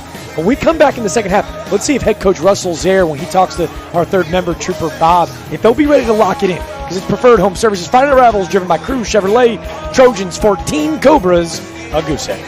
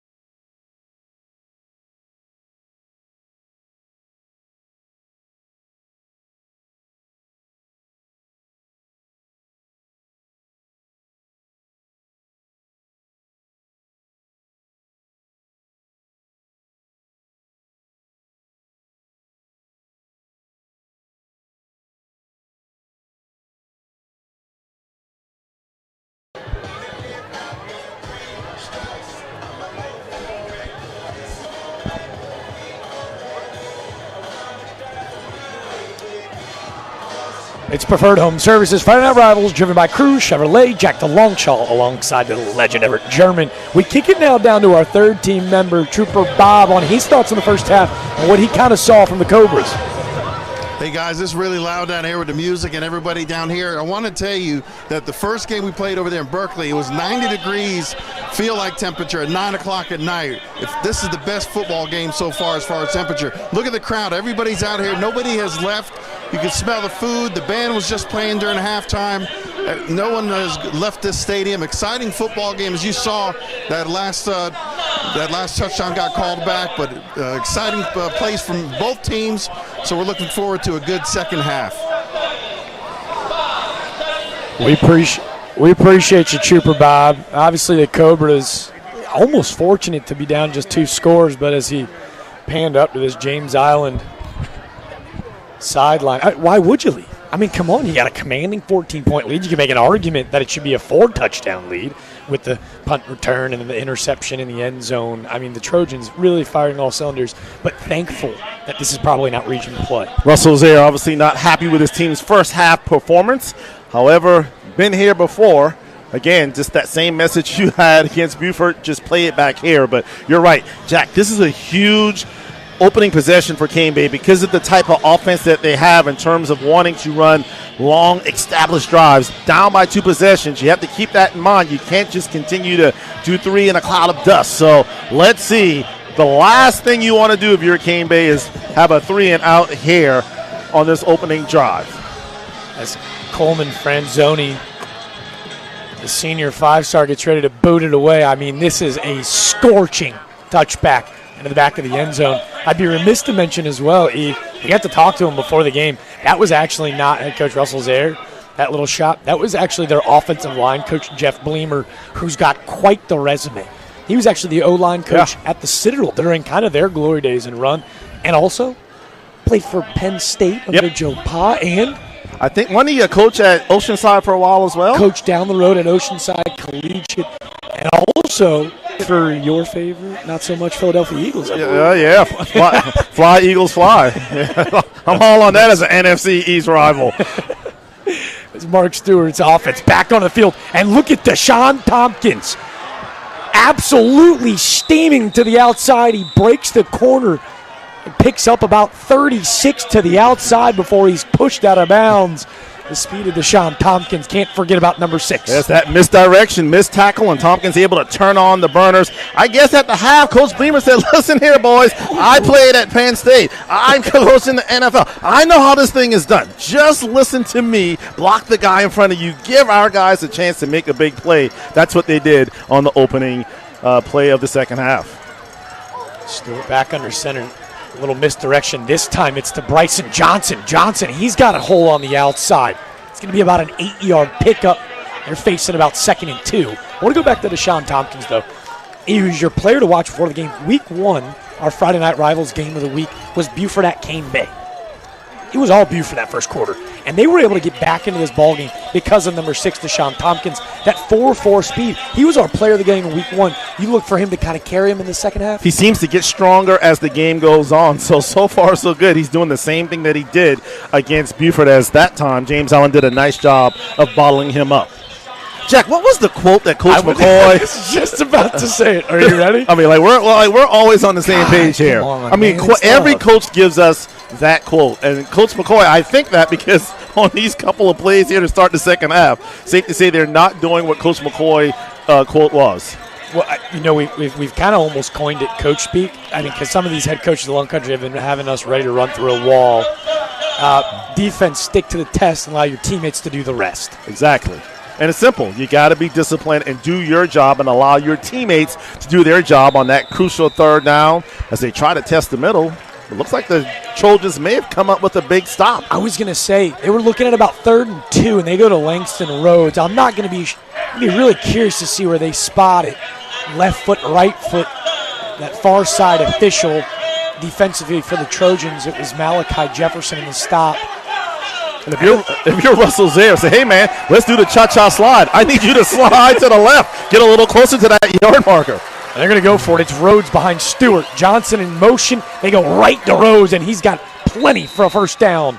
Without question, 4-down territory for the Cobras. I think it's safe to say that the coaching staff of Cane Bay challenged that offensive line to do a better job of resetting the line of scrimmage, firing off the ball, giving those backs an opportunity to make big plays. And when you do, good things seem to happen as Rhodes picked up the first down. That first down brought to you by Mr. Sparky, America's on-time electrician. That perfectly on time for their fourth first down of the ball game. And again, a little misdirection. They go Bryson Johnson. You know what's so interesting about this three-headed beast? It's almost exciting to watch when it really starts to fire on all cylinders. Tompkins, obviously the speedster. Langston Rhodes at 200 pounds, obviously the thunder. But Bryson Johnson, almost a blend of the two. Hey, you know what? You said Mr. Sparky sponsors the first down, right? Safe to say Bryson Johnson is giving this Cane Bay offense a spark here in the second half with his misdirection and being able to get up in the hole and make big plays for the Cobra offense. When they're at their best, right, you're picking up, just like the Citadel or Navy, any of the military academies at the next level, right? You pick up 3-4 yards a pop. You stay on time to move the downs. No penalties to move it backwards, and you're right. Then all of a sudden, a guy like Bryson Johnson, he can serve as that spark plug and pick up 15, 20 yards. But even more importantly, if you're having long, sustained drives, that means James Allen offense is on the sidelines. So they're doing what they want to do, get a drive here, score, and make this a one-possession game. Johnson bounces it to the outside, but we do see a yellow hanky behind the line of scrimmage. Man, was that offensive front kind of commanding that drive as Tumbleson and Ferguson dominated the left side of the scrimmage. But a potential hold could back up a huge first down. forcing it to be about a 3rd and 13, it appears. And it's always the little things that happen that kind of get you off schedule. They've done a phenomenal job of playing clean football, not having the penalties, able to run the football because they've always been in 2nd and 3rd down in short situations here in the second half. And just like that, one mental mistake now makes it a 3rd down and long. This is a situation that Cane Bay does not want to be in because of the type of offense that they run. Now, we've seen Stewart be able to complete a pass. He has only thrown one, I believe, on the night, so he'll have to come up with a big one here if he wants to keep this drive going. But definitely, Jack, two play here. You got to go for it on a 4th down. You're not close enough to punt, and obviously you're not close enough to obviously attempt a field goal. Stewart with Rhodes in the backfield. Stewart drops back to pass. He's hit while he's thrown. Just outside the outreach yards of Braylon Green. If that ball's not tipped, Green was all by himself, kind of running a quick slant up the middle of that seam. Great pursuit on the backside from that James Island defensive front. And that's a tough throw. Stewart, obviously a right-hander, going left, having to throw across his body. Fortunately for him, he didn't, he got his arm hit as he was going to throw. A lot of times you see that's how shoulder separations occur. Fortunately for Stewart, that wasn't the case, but that's tough for him to roll left and throw across his body. Well, I don't think that was anticipated because Malachi Jefferson, who they played outside linebacker, he lines up on that 4-3 at defensive end. They had him over the nose tackle. He blew that play up from the jump. And in the meantime, it's Austin Seabrook on to punt. A ball that looks like it could be down inside the 5. That punt team not there in time as it'll trickle into the end zone, and the Trojans will trot out, start the second half at the 25. We're going to take a break with them. It's the Trojans 14, Cobras nothing. We'll be back in just a few. It's Preferred Home Services, Friday Night Rivals, driven by Cruz Chevrolet.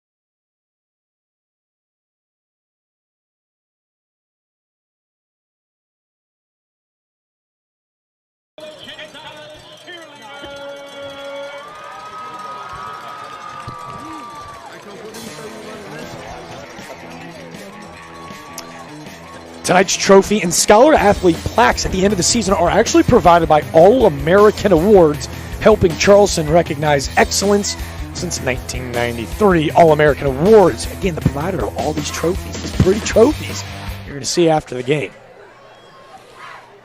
All-American Awards, Steve and his gang over there in Mount Pleasant do a great job.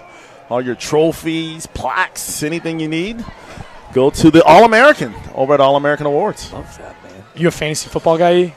Big. Too much, to tell you the truth. Should you get All-American Awards for your trophy? I think I probably should. Well, we're jabbing up here. Montre Scott, go ahead and call him Showtime. Breaks a couple tackles for a nice 14-yard gain and a late penalty tacked on. Yeah, Scott looking like an All-American on that one. Again, both teams just do such a great job of tough runs. It's hard to bring, whether it's the running backs of James Island or Cane Bay, like down by, just an arm tackle or by yourself. So kudos to both teams. They really have done a nice job of running the football. Well, I was going to say, too, similar to Cane Bay, we talked about their Thunder, Lightning blend of both.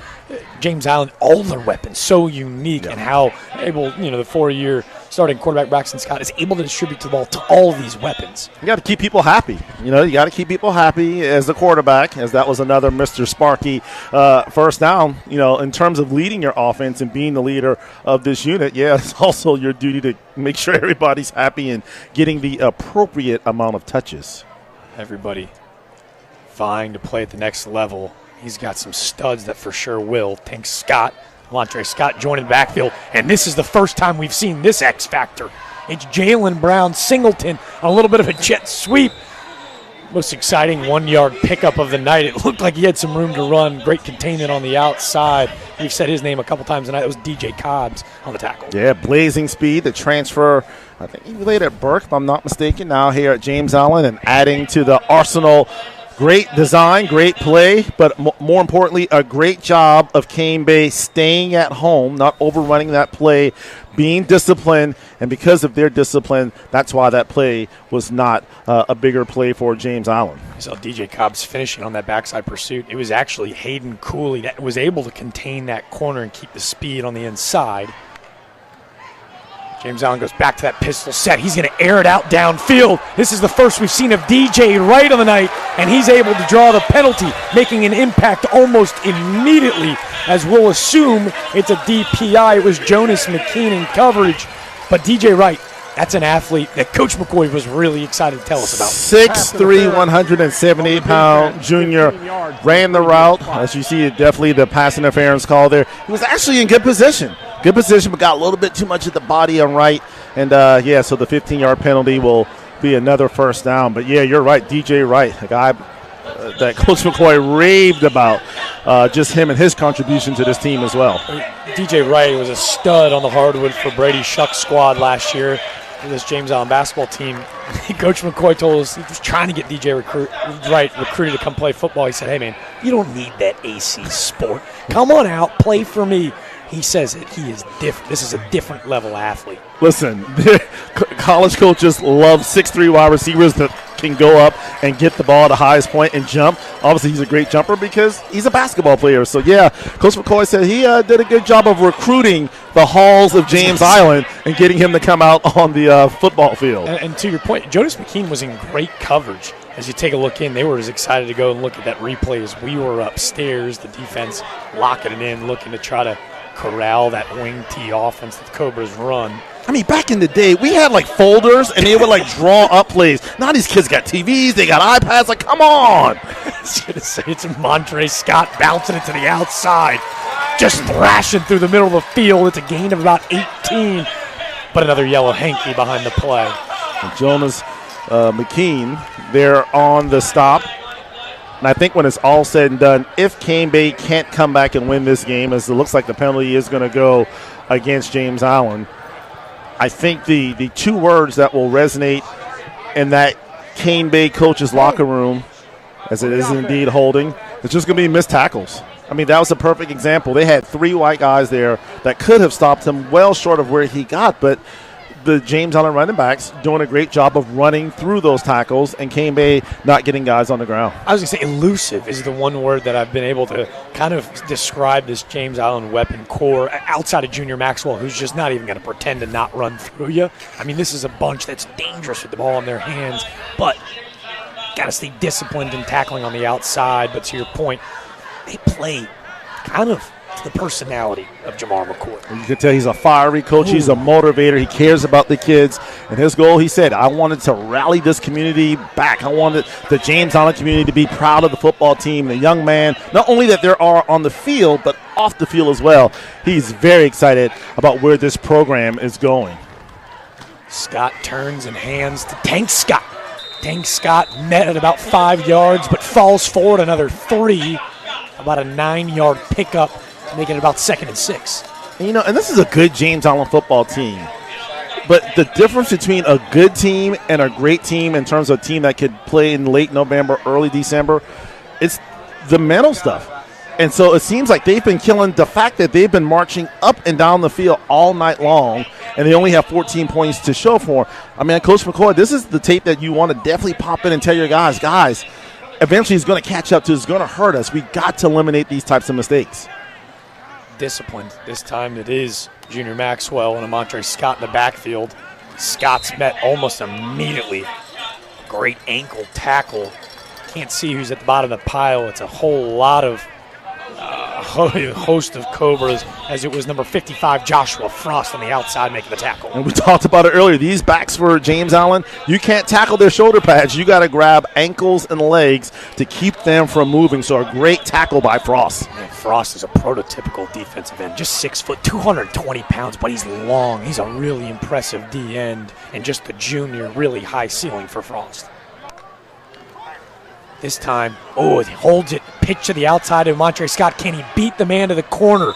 That was number 34, Keaton Cooley, looking like he made the tackle just before the first down marker.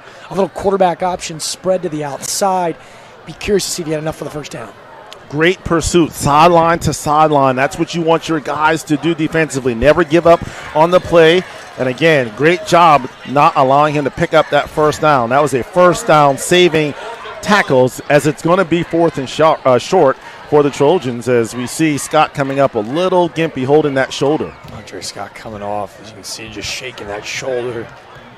Depending on how he land on it, almost looks like he's grabbing it, trying to find that training staff. As maybe we won't speculate on injury, just hoping such a special athletic kid can find his way back on the gridiron tonight. He's been a blast to watch.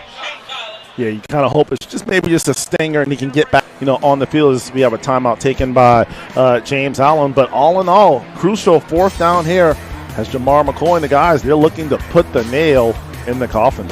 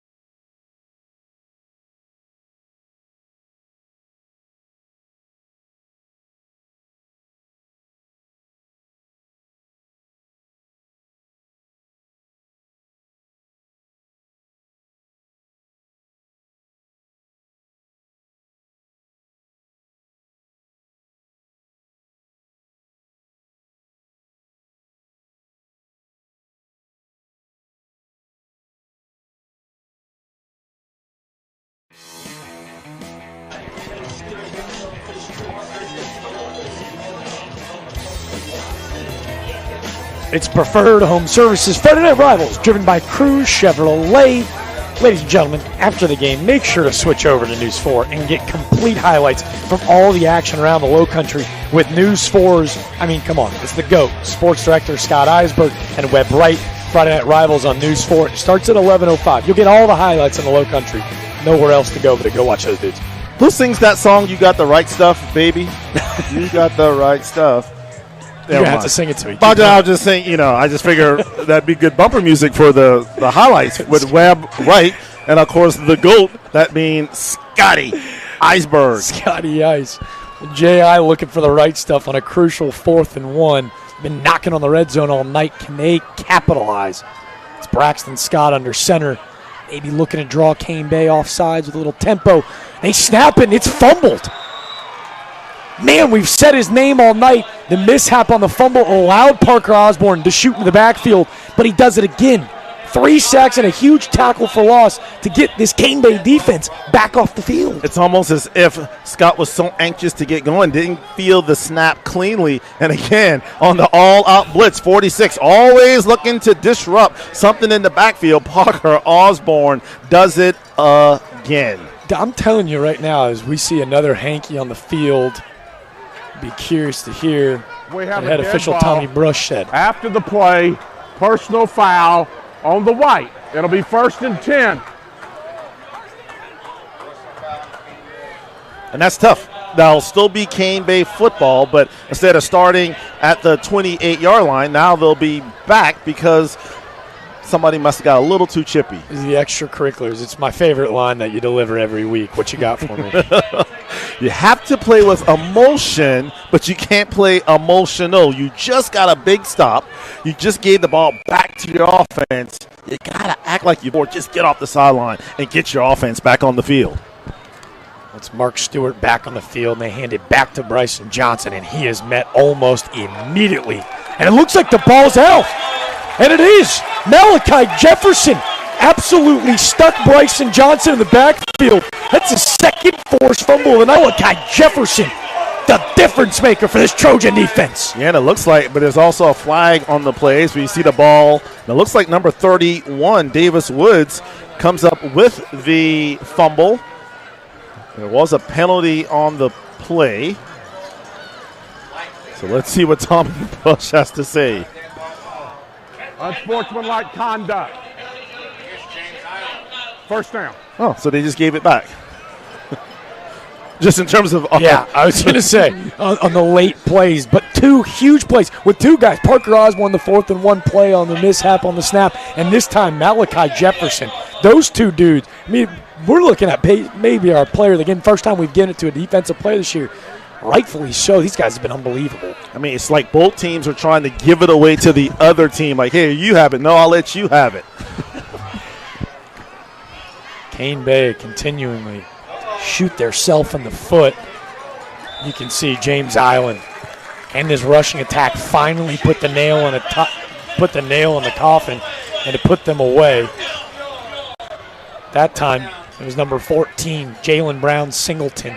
We saw Montre Scott leave the field a little banged up, so now it's Singleton's turn to carry the tote. Yeah, and when you have someone like that with that ability and that speed that can come off the bench, kind of be fresh in the second half, that's an added weapon for James Island. So, yeah, that was a big run on that first down play, and they're just trying to continue as they look to add and give themselves even more cushion here in the backyard. That 9-yard run from Singleton enters them into the TC Equipment Rental red zone, and this time they're taking a shot at the end zone, and it's Wooshie Ravenel. Braxton Scott with a beautiful fade to the back pylon, and who else? Wooshie Ravenel. His 5th touchdown of the season, brought to you by Chudden Technical College, Future Year College, the future of Wooshie Ravenel. If it was a stock, I'd be buying high. Woo! Sheesh, that was... I mean, you talk about dropping it in the bucket. He could not have placed that any better. 3-step drop, got air under it, and he let Ravenel go and make a play. Decent coverage that time by the secondary in terms of Jonas McKeon, but just could not stop the connection. Scott to Ravenel for 6. Great Scott. Wooshie Ravenel going and giving a big hug to it. Looks like a Montre Scott. Ice pack on that left shoulder. And it's Wooshie hugging his brother on the sideline, senior to senior, saying, we got your back, big bro. I got you. But, yeah, great. And also, that wasn't the easiest catch by Ravenel, kind of over that shoulder. But, yeah, that was a perfect ball thrown by Scott. And we talked about it. He has that ability. He's multi-dimensional. He can run it. He can throw it. We've seen his ability to escape the pocket when obviously the pressure's coming. So, very impressed with seeing Mr. Scott. Well, as James Island enters region play next week, we told you, man, I don't want to sound like a broken record, but their only loss in, obviously, the regular season last year was to this Cane Bay group. This was a game that they had on the back of Braxton Scott and Wooshie Ravenel. They're well on their way to finding a little vengeance. He did such a nice job of tracking that ball. Watched it into his hands and, again, able to make sure he got that foot down in bounds. Nice play for the Trojans. Replay brought to you by Preferred Home Services. James Island boots it away. It's Deshaun Tompkins on the return. He cuts back upfield a couple times. Tompkins, with just a kicker to beat, will be tackled from behind by number 24. That's Jasavion Brown, the sophomore, with maybe a touchdown-saving tackle. Yeah, there's no Quentin Tompkins. You know he's going to play to the final whistle. That's his second big kickoff return of the night. First time, not able to capitalize, but once again, starting inside the 40-yard line of James Island. It's crucial, almost critical, that Cane Bay get points on this drive. We see the numbers from Tompkins. He does have a 90-yard kickoff return for a touchdown earlier this season. He's got 3 touchdowns on the season. He's hunting for number 4. He thought he had maybe number 4 on that kickoff return. And all of a sudden, Cane Bay with great field position looking to just find a way to scratch onto the scoreboard. It's Stewart. Rhodes behind. Smalls in motion. They hand it off to Rhodes for about a 3-yard pickup. Nothing fancy there, just a fullback give up the middle to kind of keep that defense honest, not allow them to cheat on the outside. But you talked about it, Jack, whether it be the Citadel or Navy or Army, all those service academies that love to run this type of offense. If you can get 3 to 4 yards every time, that's a first down, and it allows the drive to continue. That's Tompkins trying to cut it back upfield, but he's met almost immediately. That was Dalton Woodall, the nose guard that helped set the edge. Haven't said Woodall's name tonight, but talk about a guy that's an unsung hero for this front four. Woodall, 6'4", 290 pounds. That's his 12th tackle on the season. He's got 5 tackles for a loss, a sack as well. Just a junior. You can see why he just picked up his first Division I offer from Toledo. Yeah, just not a lot of running room there for Tompkins on that particular play. As we mentioned, it's hard to run when you don't have the guys up front doing their job. So crucial third down for the Cobras. 3rd and 6. Smalls in motion. Stewart pitches to the outside. Can Tompkins get to the outside corner? He won't be able to. How about the backside pursuit? What a play. That was number 34, Luke Thomas, the junior Will linebacker, with a great play to force the 4th down. Yeah, he came from behind, didn't give up on the play, and the pursuit there to come up with that big stop on 4th down. Man, we've seen some good defenses this year on Friday Night Rivals. This one, led by Coach Blades, yowzers. With that professional experience, with 5 guys with Division I offers, you can see why this defense is feared in the state of South Carolina. Absolutely. These guys, they run sideline to sideline, they pursue, they can stop the run, they can defend the pass. Big 4th down here for Cane Bay. Stewart's going to drop back. He's got a guy up the middle of the field, and he drops it in the basket. How about that play? That's number 80 for Cane Bay, Griffin Byers, the junior receiver. The Cobras, they needed a big-time play, and Mark Stewart delivers a dime as Byers evaded right up the middle of this to cut the score to just 2 touchdowns. Griffin Byers with the Trident Technical College touchdown. Nothing fancy. The seam route perfectly ball by Stewart as he got it right over that secondary. Beautiful ball. Caught, bad angle taken by James Allen. And for the 2nd consecutive week, I jinxed the defense. Last week, I talked about the fact that Lucy Beckham hadn't given up a touchdown. Next play, touchdown. Just complimented the defense of James Allen. Next play, touchdown for Cane Bay.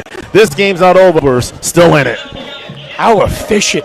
We talked about Braxton Scott in our open being the player to watch, a guy that can really deliver the ball over the field. Mark Stewart came into this contest with 3 completed passes on the season.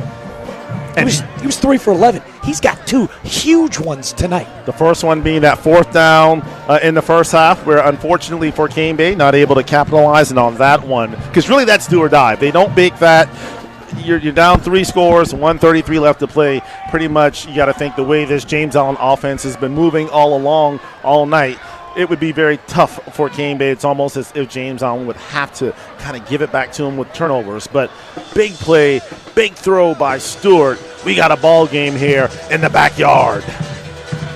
Well, that was the first receiving touchdown from Griffin Byers on the season. The only other passing touchdown went to Deshaun Tompkins on just a nice little bubble route on the outside. But Mark Stewart kind of pleading his case right now with head coach Russell Sayers saying, hey, man, I can air it out a little bit. And all of a sudden, if he's able to pass this effectively, all of a sudden this offense adds just a totally different element. Oh, absolutely, because you don't face 8, 9-man fronts in terms of being in the box trying to stop the run. So you're right. That's a huge dimension that would be added to this Cane Bay offensive arsenal.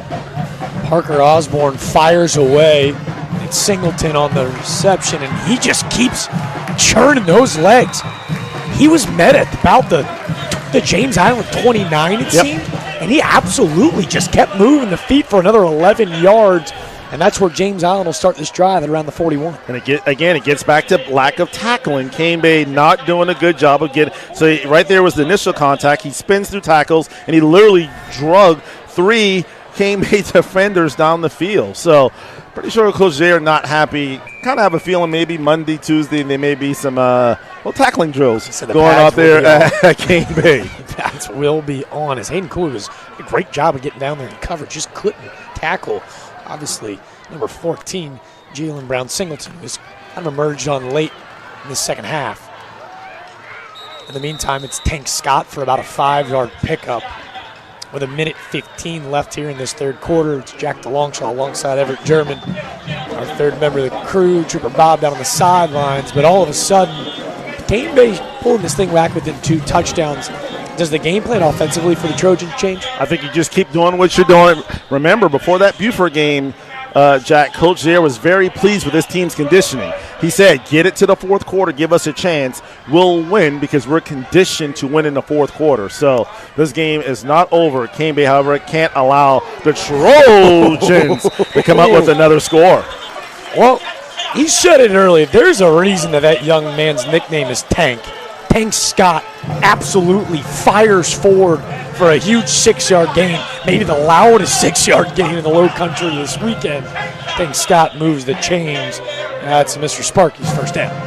And Braden Pate, unfortunately, on the receiving end of that punishing run by James Allen. However, he slowed him down and got him on the ground. That's the most important thing, as we'll probably have the final play of the quarter, unless, of course, it's an incomplete pass. Game clock's at 20. Play clock was just around 4. They go back to Tank Scott. Shoots it out to the outside for about an 8-yard pickup. Tank Scott, who entered this contest picking up, you told us, about 6.6 yards per carry. They're going to really lean on the ground game as they'll take this thing into the fourth quarter with a 21-7 lead. It was a huge shot from Mark Stewart to number 80, Griffin Byers, that all of a sudden spurred some life in that Cobra sideline. But it's been the Trojans. They've dominated all night long. It's 21-7. Preferred Home Services. Friday Rebels, driven by Cruz Chevrolet.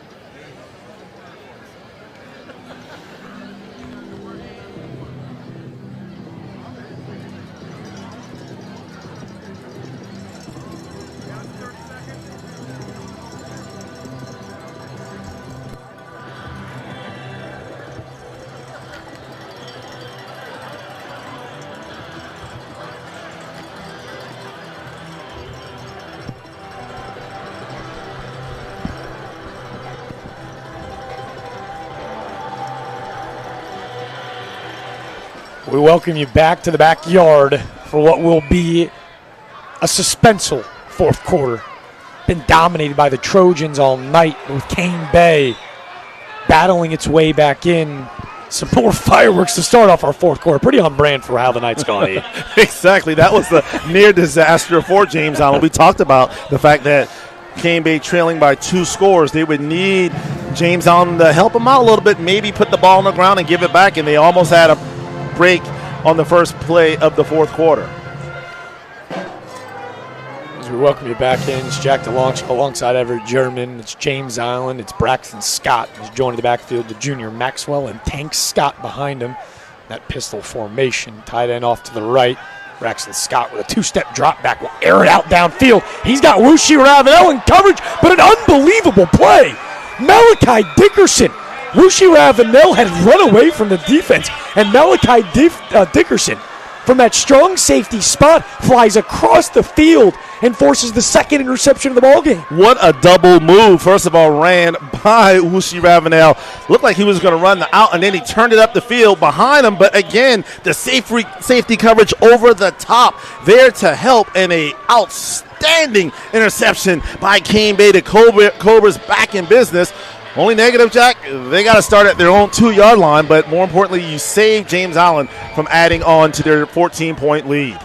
Malachi Dickerson, the junior D-back, 5'11", 150 pounds. He used every bit of those long arms to snatch away the second turnover of the game for Braxton Scott. Scott, who really commended just taking care of the football. Such great decision maker. I thought it was a good ball, just a better play from Dickerson. Oh, absolutely. Dickerson covered so much ground on that coming from that safety position. He was in the middle of the field, so he did exactly what you're supposed to do, kind of keep everything in front of you, and then once the ball is head that direction, that's exactly what he did. What a play by Mr. Dickerson. Now, we've seen it all night tonight, Eve. Big-time plays. Now, how do they capture the momentum? It's Mark Stewart. His heels up against the end zone. They dish it to Deshaun Tompkins. He cuts it back upfield. Looks like about a 6-yard gain. I believe they're going to be looking at about a, 3rd and 2, 3rd and 3. And this could be a huge stop for James Island again to try to snatch back that momentum. And James Island, they're like, hey, you know what? Take your time. If you want to methodically work the ball down the field, the clock is on our side. You see 10 minutes left to play in this game. So maybe a little more sense of urgency knowing that Cane Bay will have to get the ball twice, but a big third down here for the Cobras. It's a long 3rd and 3. Stewart's in the backfield. He kicks it to Smalls. Smalls met immediately. A disciplined defensive front. And they get a huge stop on 3rd down to force the punt team on the field. And we've seen some struggles with the Cane Bay punt team off and on all night. The last kick for Seabrook was a dandy one. They'll need another big kick here from Seabrook to kind of give their defense a little breathing room. You knew they wanted to run behind the big fella, Andrew Tumbleson, who's got offers from Wingate College and Erskine. Jaden Ferguson, that left guard, captain of the Cane Bay program. But Hendricks Barron did a great job of shedding that tackle on the outside to force the 4th down. Now all of a sudden, Cane Bay looks like they'll be taking a delay of game, or were they able to get that timeout in just in time? Well, it looked like Steve Brush, the head official, was giving the signal to reset the shot clock. The play clock, but instead the timeout will be given to Cane Bay. Animated Jamal McCoy on the James sideline is infuriated with the call. I think he thought that delay of game disappeared. In the meantime, head coach Russell Zaire was able to just barely get that timeout in time. I got to ask you this, the last time we saw them call a timeout on 4th down, they ended up bringing the offense back on the field. We're going to take a break with them on the field. Don't go anywhere. We'll see if Coach Zaire sends Mark Stewart and the Cobras offense back out for a crucial 4th and 4.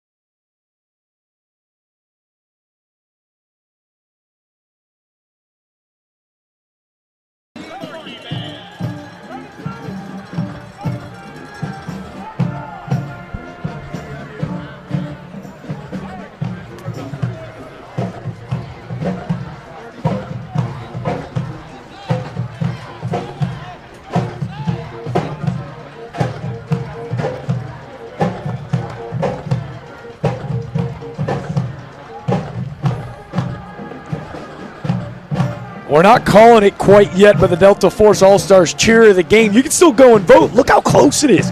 Usually we see the opposing team kind of dominate this bad boy, but James Island faithful, they've made it close. Go on, abcnews4.com/poll. Go vote. Not quite done yet. We'll announce the winner with just about 2 to go in the 4th quarter. What's that neighborhood, Carnes Crossroads? Is that where it came? Yeah. Everybody in Carnes better start voting. I was going to say Nexton on high alert out in Somerville. Exactly. How about a low liner of a punt from Austin Seabrook? It's corralled in by DeMarcus Green. He's got nowhere to go. The rugby-style punt pays dividends. James Island will take over at the 45. And that's the type of punt coverage you want. You want to see 7 white jerseys at the football. Nowhere to run for James Island on that return. Now, more importantly, 9:22 left to play, Jack. They got to force a 3 and out. As Braxton Scott gets ready to head back onto the field, we show you our upcoming Friday night rivals schedule next week. 2 Blue Bloods, Fort Dorchester and Gaffney the week after. Head coach Eric Bendig has done an unbelievable job at Philip Simmons. And on the other side, Bryce Lybrand has been a force for reigning state championship at Buford. And then October 6th, Bishop and Lake Marion. It's some huge matchups coming up. What else would you rather be on a Friday night? Just great football here on Friday Night Rivals. Friday night rivals. Well, Keaton Cooley on the outside. And he was determined not to let him get out of his grasp. So a good job by Cooley that time, wrestling the big guy to the ground. Hank Scott is doing everything he could to bounce it to the outside. Keaton Cooley with a great contain. Senior defensive back at 6'2", 163 pounds. Keaton Cooley, crucial in that secondary for the Cobras. And here's if you're James Island, you want to not necessarily take the air out of the football, but you definitely want to use as much time as possible. The clock is your friend. Maybe you want to snap this with less than 5 seconds left on the play clock. Say play clock showing 2, showing 1. Braxton Scott gets it off just in time. They go back to the middle of the field. Why would you not? It's the big fella, Junior Maxwell. Boy, Maxwell, a load to take down. You talk about a bell cow, look no further. And that's the maturity of a senior quarterback, a 4-year starter. Literally snapped that football with 1 second left on the play clock. So, again, you just want to use as much of this play clock, shorten this game out, get out of here with the win, and keep that undefeated season intact. Well, it's funny you say escape, because that's kind of the word that comes to mind for myself. Is they've dominated this football game, but it feels like they've left so many points out on the table. And again, another miscue. Kane Bay jumps on the loose ball. That was number 48. Dominic Russell, the outside linebacker, just a sophomore. Again, miscommunication and a huge hit by DJ Cobbs. He's been in the backfield all night, a menace to society. And it's Kane Bay, another huge defensive play. Yeah, this defense is up. We talked about it. They would need a little help from James Island to get back in this. And the Trojans lay the football on the ground. Great field position for Kane Bay. That, I believe, the 4th turnover of the night for a really solid James Island bunch. This not the tune-up. As you see Mark Stewart, a little 2-step drop back. They go back downfield, and they go looking for number 80, Braylon Green again. Hey, almost as good as a catch. Just throw it down. Great run, a route, I should say, ran by Braylon Grady, and then the pass interference against James Island. So that'll be a 15-yard penalty. Again, Jack, still plenty of football left to be played here, but you can definitely see the urgency starting to set in for this Kane Bay team. Now they're attacking through the air. And, two, I think if you're Coach McCoy, you're upset that the mistakes are starting to compile. I think, too, that ball underthrown to Marcus Green in great coverage, just didn't turn the head. Just the little things starting to add up. Right, you got to turn the head. You got to see the football. That first down brought to you by West Shore Home. West Shore Home. Proud sponsors. They go back downfield. They were looking for Griffin Byers. And talk about righting your wrongs. It was DeMarcus Green who's got a touchdown on the night. Almost a punt return. Now an interception. All 3 phases of the game. And DeMarcus Green, all of a sudden, that momentum all the way back on that James Island sideline. Yeah, but Griffin Byers was wide open. Unfortunately, Stewart put too much air under this football, and that allowed the defense to kind of recover. If he had that arm ability to kind of zip that one in there, that probably could have been a touchdown. So bad break that time for Stewart, but yeah, he definitely was wide open. Just better ends by James Island. And, two, they gave him a great pocket to throw in. Yeah. Andrew Tumbleson, Jaden Ferguson, Eli Gentry, Jaden Smith, Lucas Captain. They did a good job of allowing him to step up in the pocket, but the feet work just didn't allow him to get underneath that throw. And James Island, I mean, what a roller coaster of a night. You're right, it almost feels like these defenses are willing their offenses back onto the field, and the offenses are just giving it right back to the opposing defense. A back-and-forth affair. No surprise that this fourth quarter has been on brand with the entire ball game. Did we miss another penalty? I was going to say it looks like it's a dead ball after the play, unsportsmanlike conduct. That's the second of the game on Kane Bay. And that kind of a crucial game. Felt like this defense, who's made a ton of plays, to have the opportunity inside that 10, maybe they could kind of score on their own. And both secondaries have really played well tonight. Could have been some potential big plays for both offenses, but because of the secondary play of Kane Bay and James Allen, they both have stopped some pretty big opportunities that would have resulted in touchdowns. And now you're right. Now if you are Jamar McCoy, like, hey, you know what? Let's just take the air out of the ball. We're just going to snap it to Scott, let him run around, get down, no handoffs, anything else. Let's just get out of here. I was going to say, with Noah Montre Scott, that was Jalen Brown Singleton again. Tank Scott in the backfield in that pistol set. Just to his right is Junior Maxwell. Whooshi Ravenel at the bottom of your screen and DJ right at the top. Scott allowing that play cock to go all the way down to 2, and they'll run a little option to the outside. He's being chased by the big fella. That's number 52, William Coker. Looks like it's going to go for a loss of about a yard. This looked like Christian, or good job, I should say, by the defense of not allowing him to turn up the field. You want to push those guys, make them run east and west, not go north and south. In the pursuit of the front four of Kane Bay made that possible. So a nice job by the Cobra defense on that particular play. It was Coker that set the edge, and M.J. Davis, the corner, that chased him out of bounds. As he was able to be tackled out of bounds, that clock will stay kind of stuck at 6:45, the play clock ticking down to 3. Out of the pistol set, Braxton takes the shotgun. He'll step up in the pocket, and he finds him. The Hooper, DJ Wright. Will it be enough for a first down? A great throw, a great little out route from DJ Wright. Yeah, that was a comeback throw. Did a nice job of shielding the defender behind him so that he couldn't get around to break up the pass. And as a result, actually looks like they're going to measure it, Jack, to see if it was indeed a first down. But a good throw on the run because he really didn't get his feet set that time, but his athletic. Oh, let's try this. His athleticism allowed him to throw that one on the run and make an outstanding pass to Mr. Wright. If it is a first down, West Shore Home, America's most admired home remodeling brand, will usher in a first down, and it looks like it's just going to be inches short. Kane Bay's defense does it again. M.J. Davis with a great job on the outside to tackle him where he caught it. And you almost wonder him coming back to make that catch because he ran past the sticks initially. If he kind of just seals the guy, catches it as a first down, but the fact that he had to come back probably is the difference between a first down and a fourth down. Now, we talked about the special teams and having a 4, 5, 6, 12-star punter here. If I'm Jamar McCoy, my defense has played phenomenal tonight. I punt it away and rely on my defense, but let's just see what Coach McCoy elects to do here on this crucial fourth down. We told you. Coleman Franzoni, remember the name. He's a 4-star punter, and he's trotting out onto the field. He's got an offer from Troy. He's been on visits to almost every Power 5 in the Southeast. Florida State, North Carolina. He's donned all those jerseys. So, again, a weapon. I was just curious if he was going to opt towards his other big fellow of weapon in Junior Maxwell when he just needed inches. You just play it safe. Apparently the hang time for this young man is impressive, so we'll get a chance to see if he can put it up in the lights. What an athletic play. Coleman Franzone, it was a high snap. Didn't think he was going to get rid of it in time. We told you how excited we were to come watch Coleman Franzone. He shows off the hops. He boots it away.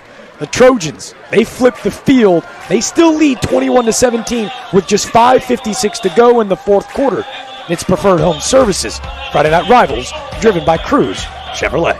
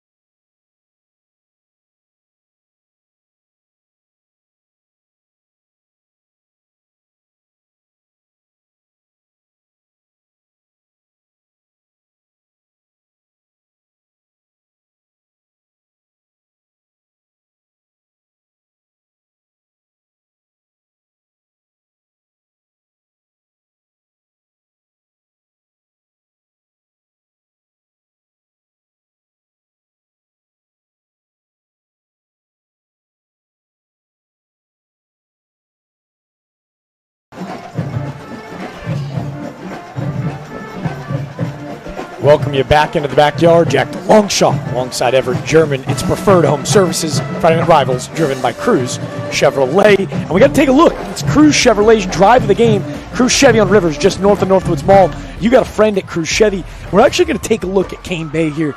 They really did a ton to stay into this ball game. And it was that last drive that kind of made it feel a lot closer than maybe it actually was. Yeah, Tompkins did his part, obviously, with the big return, and he's done his job in terms of being able to run the football and keep that defense honest. But it was the fourth down throw by the quarterback, Mark Stewart, on the seam route that resulted in the touchdown, and that being our Cruz Chevrolet drive of the game, where, don't forget, Jack, you've got a friend in the drive business. I was going to say, you absolutely crush those reads. And it's just, you're natural. I say you're a legend for a reason. But I also got to say, Wooshie rather know, you and he are going to be best friends because I think you say his name better than anyone in the world country.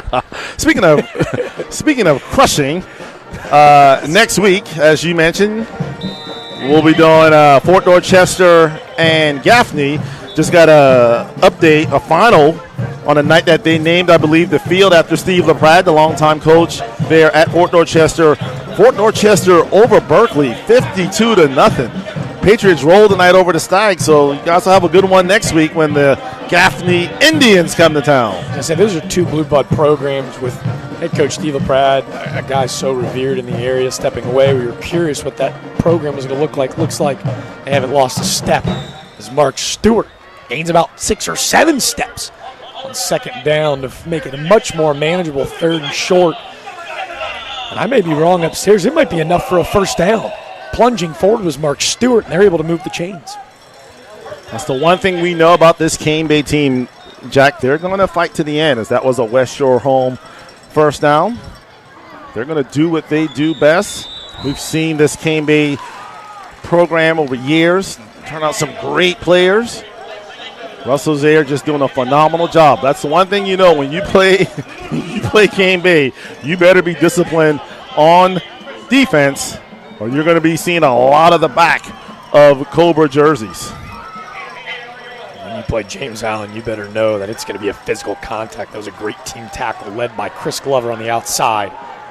This ball tossed downfield by Mark Stewart, but well out of bounds. He was looking for Bryson Johnson. It's a name that we haven't said a ton of. Chris Glover, he's leading this James Island defense in tackles right now. He got 27 on the year going into this one. 6 tackles for a loss. Haven't said his name a ton tonight because that defensive line has been so crucial. Yeah. They can stop in the run game. I mean, 21 solo tackles coming in, 2 sacks. The guy's just kind of been all over the place. So, but when you have a defensive unit like this James Island team, it's hard to kind of stand out because everybody is in on the action. Well, as we say, roll call at the football, and so I'll see you there. So you have that type of attitude. It's a good thing for a defensive coordinator. Stewart delivers a strike. It was a much-needed first down brought to you by West Shore Home. He finds his man, Griffin Byers. Byers having himself one heck of a night. And another late penalty after the play. Too much extracurricular talking going on after the play. And if this is against Cane Bay, this is going to be not a good penalty because you had enough for the first down. Dead ball, unsportsmanlike conduct on the defense. That was head official Tommy Brush to let you know that I believe that was the third unsportsmanlike conduct on James Island. Coach McCoy, we talked about Cane Bay wanting to do some tackling drills on Monday and Tuesday. I got a weird feeling Coach McCoy is going to have his guys doing some up-downs. Way too many unnecessary penalties. Maybe even at the beach, out at Folly Beach. Well, maybe that's what it is. Maybe the guys at James Island are inviting the Cane Bay players to come over tomorrow.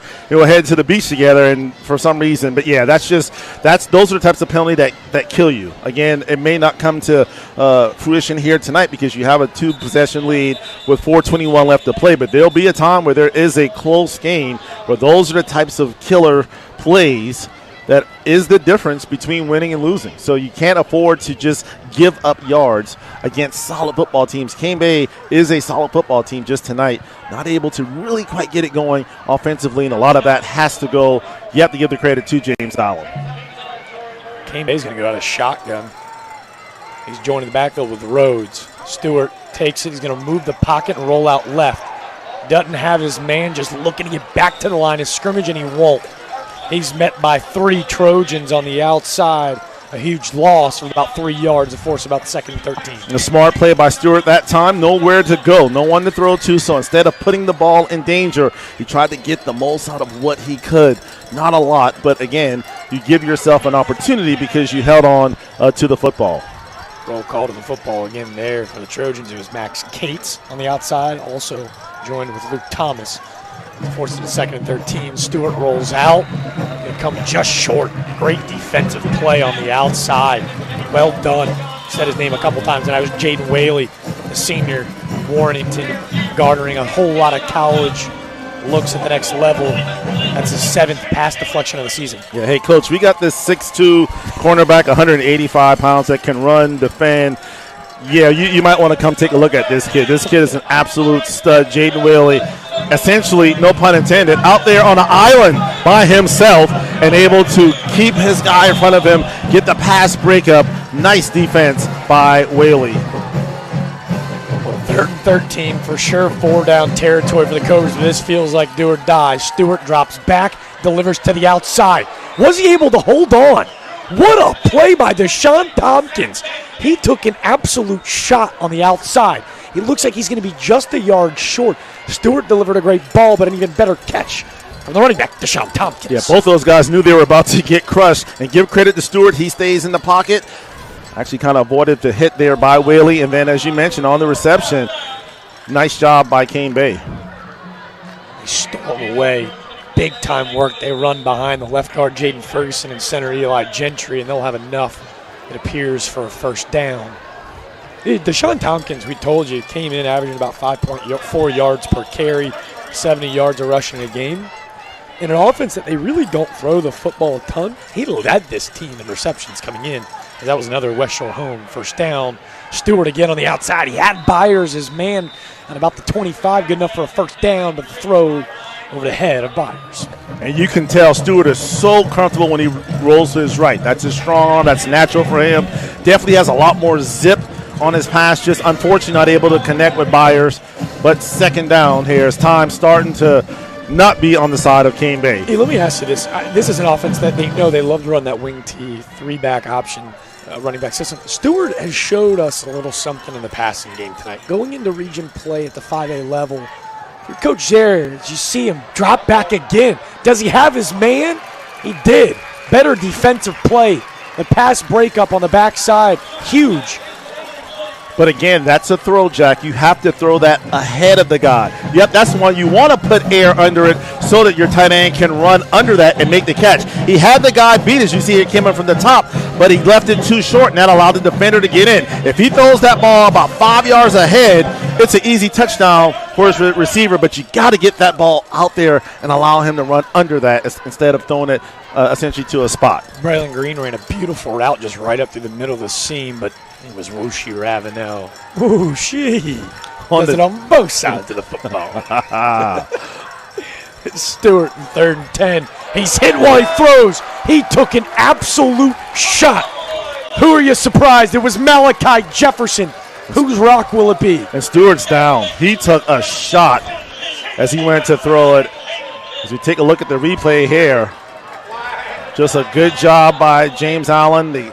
Able to strip it from behind and also laying the hit. Looked like it was Malachi Jefferson. I was going to say, and actually, the guy to knock it out, I didn't even know he played on the other side of the football. That's on me. I got to be better prepared upstairs. Jalen Brown Singleton, who we saw late in the second half running the football, well, he just knocked that ball loose. So excited to see just such a tough, gritty guy and Mark Stewart get up, because the big fella, Malachi Jefferson, laid the boom. And you like that. You see that from your quarterback. Takes a big hit down, but he gets up. He walks off on his own.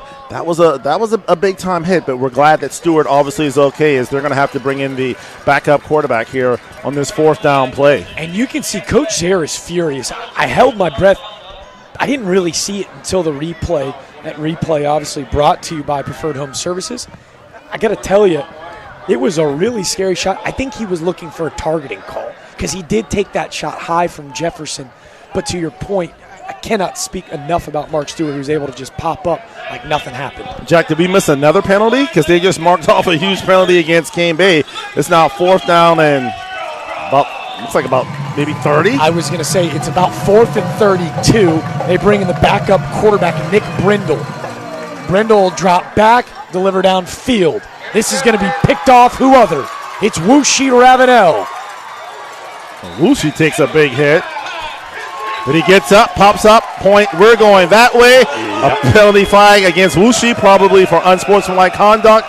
But that big play will essentially put a nail in the coffin for Cane Bay. This ball game getting chippy from the backyard. Would you expect anything else? We're going to take our final break of the night. James Island may have just sealed the deal as they lead 21-7. Tonight, brought to you by Preferred Home Services. Friday Night Rivals, driven by Cruz Chevrolet.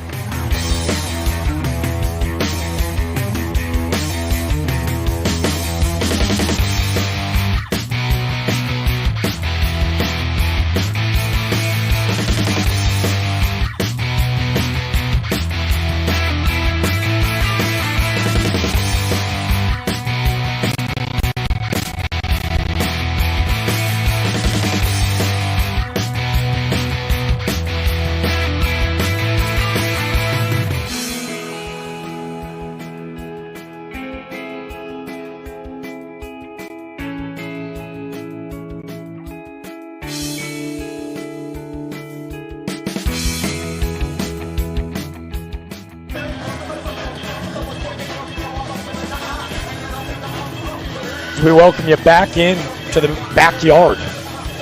We're going to hit you with the Holy City Heating and Air coolest play of the game. We provide solutions for every season. The coolest play of the game, the solution, without question. Little Kyler Murray out there escaping, making people miss. Come left, plant the foot, spin through, step through. 1, 2, 3, 4. Cobras in pursuit. Braxton Scott with the electric play in the first half. He did. You called him Kyler Murray. I've seen the kid on the hardwood. He was a point guard on the basketball team, but a 4-year starter for James Island. The pocket presence, to know that the pressure was coming from the backside, so impressive from Braxton Scott. And to go ahead and close this thing out, they're going to go back on the ground.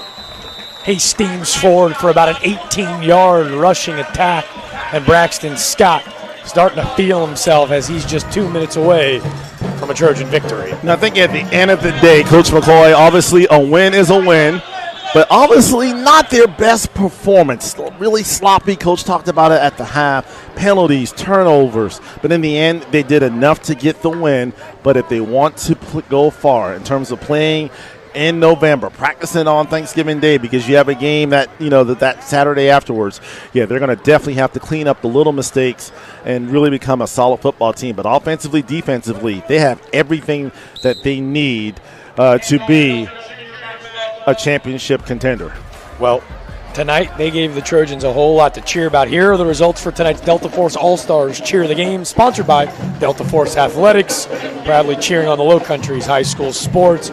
Who's your winner? I think I saw Cane Bay 63% over James Island. So as we mentioned, everyone in Carnes Crossroads took their phone out and voted for the Cobras. Shout out to Nexon. I'm not sure if we're having a little technical difficulties getting it through, but I believe he was right. Cane Bay, the cheerleading squad, with the winners tonight, James Island. They did a great job of cheering on their boys, but at home at abcnews4.com, that poll, the Cobras dominated. Well, everybody's here at the backyard, so it's kind of hard to vote. And they probably forgot, take your phone out and vote. But, everyone on the island, I'm telling you, man, we know when things are rolling on James Island, the community's behind it, that's when it's exciting over here in the backyard. A lot of pride here on James Island. Just his 4th year after coming down from the state of North Carolina, Jamar McCoy, there's a certain buzz. Yeah. All of a sudden, you can just feel it. I mean, he's got talent all over the field, but it's the discipline and how he goes about his business that really makes this team a state championship contender. Scott will keep. Oh, man, look at the moves on the outside. He makes a man miss. He cuts it back to the outside, and Braxton Scott, he said, I'm feeling myself. He's been calling me the little Kyler Murray all night. I'm here to prove him right. Trojans 27, Cobras 7. So for the first time in school history, James Island is going to finally that monkey off their back. That's a Trident Technical College touchdown Last year, they in the words of Dennis Green, came in, they are who we thought they were, and we let them off the hook. This year, not so fast. James Allen able to get away with the victory and remain undefeated. The veteran leadership. He made 2 men miss on 2 sweet cut jukes. Dash towards that far side pylon. Braxton Scott with a trident, technically your future, your touchdown. There's gotta be a future at the next level for Mr. Braxton Scott.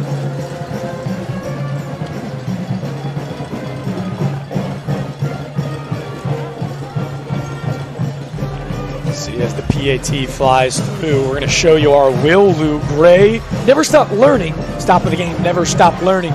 Eve. Might be a little bit surprised, but we did. We want a bit more love to Cane Bay. Bend don't break. So many opportunities that J.I. could have taken off in this game. But Parker Osborne was fantastic. My man, number 46, Parker Osborne, God, just all over the field. Multiple sacks tonight, blew up the offensive line. He did his part. And really, if you want to be honest, I know James Allen's going to finish with 28 points. It could have been a lot worse, as you mentioned. That Cane Bay defense held on for as long as they could, but just in the end, just too much James Allen. They ran out of gas. Parker Osborne had 3 sacks and a tackle for loss in the first half. Yeah. This game could have been 35-0 at the end of the first half. All of those big plays from Osborne and huge third down stops, third down plays. And when Russell Zier looks at the film, it's all going to be about tackling, missed tackling. It'll be interesting to see how much yak James Allen had in terms of yard after contact that they had tonight, where Cane Bay in a position to either not give up a big play or not give up any yards at all, but because of their inability to come up with the stop, allow James Allen to really make some big plays. And also you have to give credit to them. Those guys ran hard tonight, that being the James Allen specialists. A shifty physical group is that running back room for the Trojans.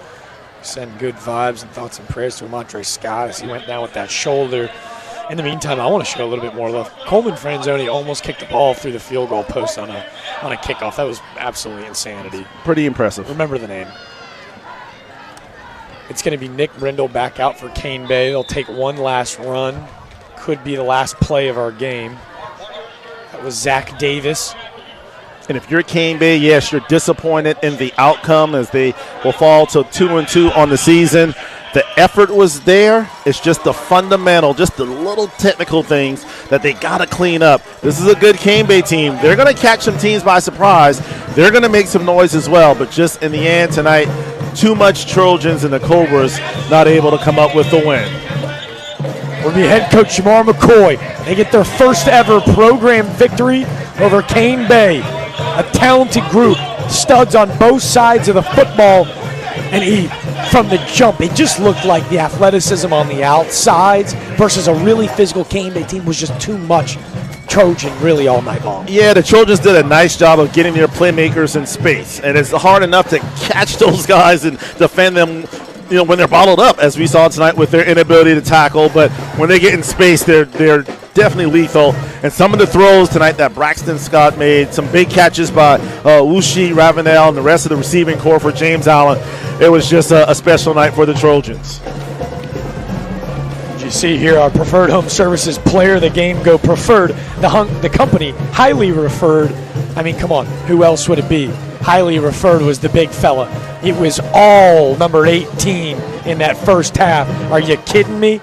Come on, Junior Maxwell, 6 foot, 245 pounds, 2 touchdowns in the first half. He was a preferred home services player of the game. Well, and I can't blame him, but at times it looked like the Cane Bay defenders preferred not to tackle the big guy, Junior Maxwell, and I can't blame him. I just got to be honest. That's a load to bring down right now. He ran hard tonight. He did his job. He got in the end zone, and in the end, everybody in the backyard wearing orange and blue, they're happy as they head to the exit, and their team still undefeated. The Trojans heading home victors, but don't head to the exit on your end. When we come back, Trooper Bob is going to be on the sideline with Jamar McCoy, your player of the game, Junior Maxwell, to hear their thoughts after their dominating 28-7 victory. It's Preferred Home Services. Friday Night Rivals, driven by Cruz Chevrolet. Don't go anywhere. We'll have Trooper Bob back in just a few.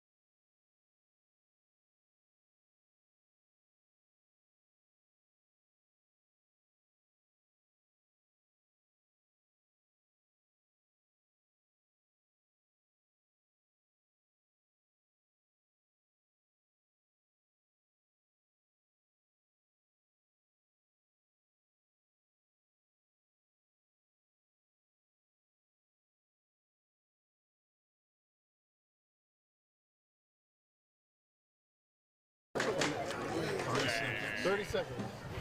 Yeah, 30 seconds. Definitely all.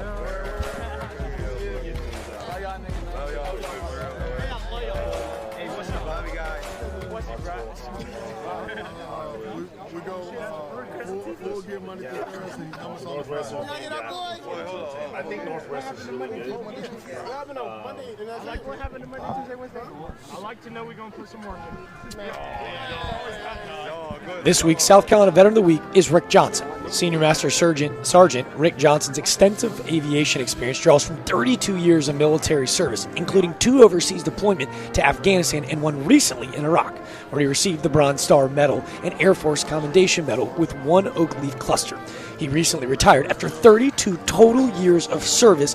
Thank you for your service, Senior Master Sergeant Rick Johnson. If you want to learn more about Rick Johnson, visit scdva.sc.gov/Veteran of the Week. You can also nominate someone to be recognized. South Carolina Veteran of the Week is sponsored by the South Carolina Department of Veteran Affairs. And now, we kick it to our 3rd member of our crew. It's Trooper Bob with head coach McCoy with our trophy presentation, sponsored by All-American Awards, helping Charleston recognize excellence since 1993. Well, there's a whole lot of excellent studs in blue and orange